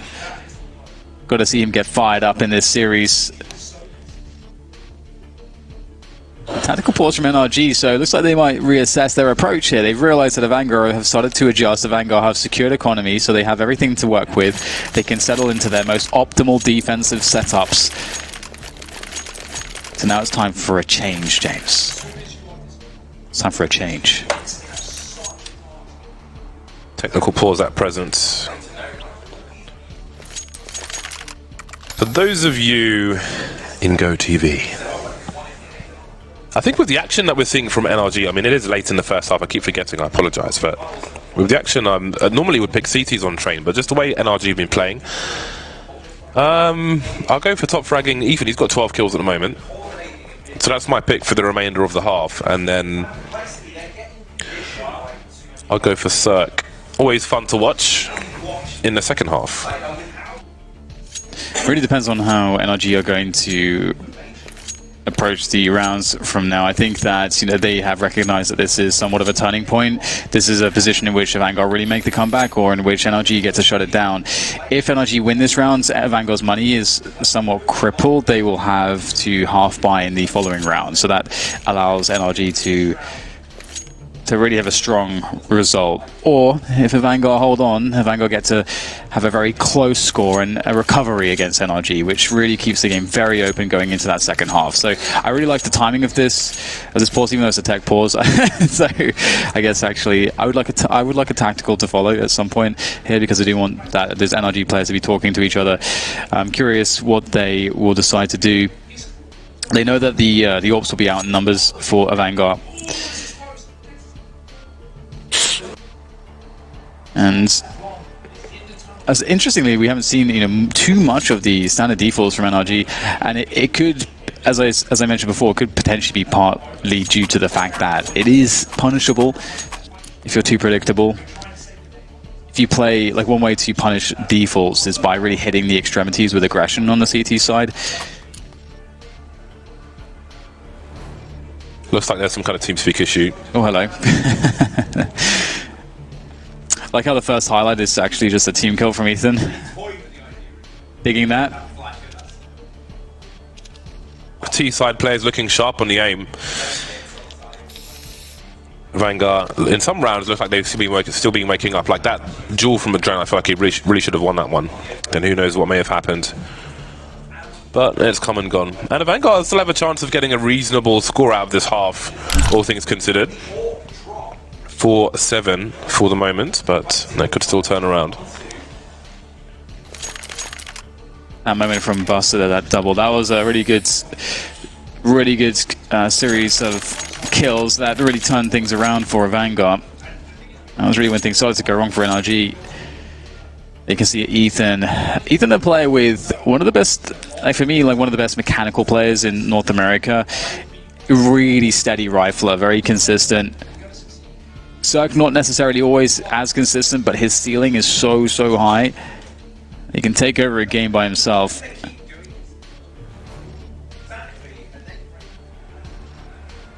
Still waiting for this tech pause to be resolved. Are you looking forward to a particular map in this series? No, James. Okay, well I am. I'm looking forward to Dust 2. After what we saw from AVANGER yesterday, good Counter-Strike. I'm very interested to see how NRG will match up to them on Dust 2, and if they'll go into it with the same confidence, especially if, depending on what happens in this first map, and if that gives them, you know, if that changes things for them mentally. Yeah, yeah, definitely looking forward to Dust 2. You know, we saw a lot of great stuff from AVANGER on Dust 2 previously. They had some great utility usage and very methodical approaches to their T side. So, you know, that in of itself is beautiful to watch. So that, you know, there will be quality for sure to look forward to. And that, you know, they're really in a position where if they're able to make a comeback here in this half, and then they are able to take it over Train, I feel like they're in such a strong position. You know, that's how they win this series, is by winning this map against NRG, as Dust 2 will be a strong pick for them. It's so good to see Adren at Majors. It's so good to see Adren hungry and sharp. One of the more experienced players that we have, one of the players with the biggest legacies. Here we go, the unpause has come in. We will continue round number 12. Indeed, I love watching Adren. Always been a fan of him, considering back in the day, some years ago, he'd always be playing in online with 100 ping and still be wrecking people. I have much respect for him. Doing it the hard way. 3-round lead for NRG. Again, the Vanguard took 2 AWPs away from the previous round. The second one will be on Buster. Oh dear, the Molotov's gone the wrong direction. He can't even hold the angle. I don't think the T's know just yet. They're deploying grenades of their own, so not too much harm done, or will there be? Actually, here we go. There is a smoke down in the middle though, so everything's fine. 4-player starts on the A-bomb site for Vanguard. They are deploying grenades in towards that main position, but they won't put anybody in a forward spot. They'll disrupt the grenades there. You can see on the radar they're moving pretty far back, playing around the bomb train and Ivy, and moving a second and third player in towards B. Oh my god, you got to be so careful there. That is such a big moment. Another mistake on the grenade there. It's not going to really amount to much again, but it's just a bit annoying for Buster that he can't quite land those grenades in the way that he wants. But really, really important duel one there against Cirque. That was one of the plays that they had. You had that smoke grenade. It was in the middle of Ivy, which was to bait the AWPer to peek towards the smoke because you think that it's safe and you can maybe line up a nade, but the boost over the smoke would counter that and with a kill, so that would be huge. Speaking of which, Keycode in the middle of nowhere. Tarek's going to find a kill there. That's going to equalize things, and NRG needed an opening. They've got 30 seconds to go. Must have been a calculated risk from AVANGER. Man advantage, but they had no information. They were passive everywhere. Keycat going for a walk. Now, how valuable is that information? He sees one person outside the B-bomb site. Now there are big issues for AVANGER, and you do wonder if that push was well timed. James from the connector position. Tag, he sees the bomb towards main, so it can be a full rotation for Adren. Another tag around the E-box, but they're still alive, and that's a problem. 11 seconds now, 2 versus 3. There are no grenades to stop them. They've got to find a frag. It's a huge one for James. He can't go to the pistol. The bomb's being planted. He's looking over the top, and now it's just stand. Pistol will do the job. James with a 3K. He did enough. Both AWPs still in the hands of AVANGER, but that one was a scary one. Sick round from James. The focus there on the AWP is just so phenomenal. Honestly, the first connection is very difficult to get. He hits it through the wall, and then the second connection was through the E-box as well. It feels like he's getting denied repeatedly, but he still gets all the kills. That is fantastic for AVANGER. That could have been a moment where things go really wrong, and NRG were so very patient. There were so many situations there that were on a knife edge, you know, around Ivy specifically. I don't know what the plan was with Keycat, because they didn't really have any indication that NRG were in any particular part of the map. It was quiet everywhere. So, you know, it started to fall to pieces from there onwards. Buster's in trouble now. That smoke will actually help him fall back a little bit, or will it? So it goes straight through, and he gets himself a nice toy to play with. 3 versus 5. Adren drops off the train, and that's enough sound cues for AVANGER to be in a safe situation. Oh no. My god. Oh no, you can't miss those shots when the pistols are running in quickly at you like that. You can't afford to miss them. When they gain ground with numbers and you can't thin them out, it just gets too overwhelming. And NRG going to pick up an unexpected route. But, you know, if James can keep hold of this AWP, life can still work out for AVANGER in the following rounds. Their money is ruined, though. This was the round in which they're supposed to build money. Yeah, this might be the difference between an 8-7 scoreline and a 10-5 scoreline. That is not the greatest round for AVANGER, but there's still more to be done. With an AWP and a rifle, they did a lot in a previous round. Maybe they can do the same again. Maybe. Let's see what they choose to do with their money. There are 2 rounds remaining. This is round number 14 in this half, so I'm sure they'll go for both and force it up, and indeed they will. We've got a French gun coming out. Lots of exchanging of weapons. You can see an MP9 being deployed. Probably go towards ladder room.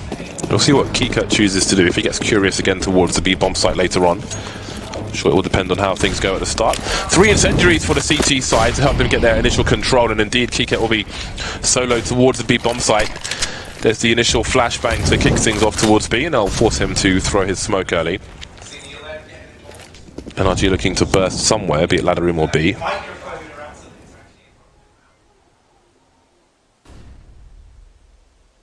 Desperate situation on the buy, but here comes a quick push. Kika falling back behind the incendiary. Has to be careful of the push around sidewall, but Sandy's got it covered, and there it is. Kika now has an opportunity. Flashbang around the side as well, and there's the peak. Beautiful timing from Kika as Cirque tries to do what he can, but there's still so much to be done, and he's got to buy time for Breeze on the flank. That's what this is all about, but the HE will prevent that from being a factor. They don't know where Breeze is, but they can surely hazard a guess at this point. Here he goes around the corner, and the peak is it. Oh my god, Breeze at 2, and now it's just Buster. Where is he? Breeze needs to predict this one perfectly. There's so many options here for Buster. There's, oh no, this shot, Buster, no! Breeze makes it work with 3. That should never have happened. A steal from NRG and AVANGER. That is not how that was supposed to go. You get the feeling this is not going to be their map. What an effort from Keycut as well, playing off of his teammates really well, and then using that flashbang, popping out at a great time, but Breeze just wiped them out completely, and Buster's capitulated with the AWP again. That is a nutty one. Another opportunity for AVANGER with a horrible buy in the previous round and this round as well. Cirque in quickly. Got to be careful about his positions. I think Jay may have seen him just move away. Looks towards stop sign, nothing doing there. That is such a huge run, such an energizing run for NRG in the overall series, let alone this map. Absolutely, it's such a big deal, and a missed AWP shot there. You know, quick scope Busters a couple of times now with the AWP that he's created problems for AVANGER. Unfortunately, having a slow start to this series, perhaps. Buster. Hello, Adrenal City, 2 players just on the, setting up the totem pole there, but it'll still be NRG with the frags. Looking good for the 10-5 at this point. James has looked really good with the AWP, but he hasn't had many positions to succeed. He's going to have to do something monumental to bring AVANGER back into this one. He's trying to find the action with the AWP leading the charge. It's a 3 versus 5, and he's going deep with the AWP. He knows risks must be taken. Yeah, he's got to go deep somewhere. NRG moving up the IV position. The bomb looks to join him. And now there are some sound cues for AVANGER, but they don't know if it's 1 person there, if it's 5, if it's 2. Buster just sitting on the B bomb site with a Desert Eagle. Sanji now in the ladder position. James got plenty of cover. If he can get the first shot off, he can. Does he know the second person's there? Loads of sound cues. Which way to look? He doesn't know. There's just too many people. 20 seconds. There's still something to be done if NRG picked the wrong bomb plant. They may want to go back train because they don't really have... Okay, they've got cover of the ladder room. Ethan looks away just as Sanji emerges, but how on earth can they possibly win this? Buster making his way towards Old Bomb. Sanji may be wanting to play off of him. Don't really have the range with the MP9. No kit for the 2 players. Maybe there's one on the floor. Ethan starts to wonder. A double peek won't be needed. Ethan's enough, and there's the last frag. 10-5 at half-time for NRG. Has chances for AVANGER, but NRG will shut him down.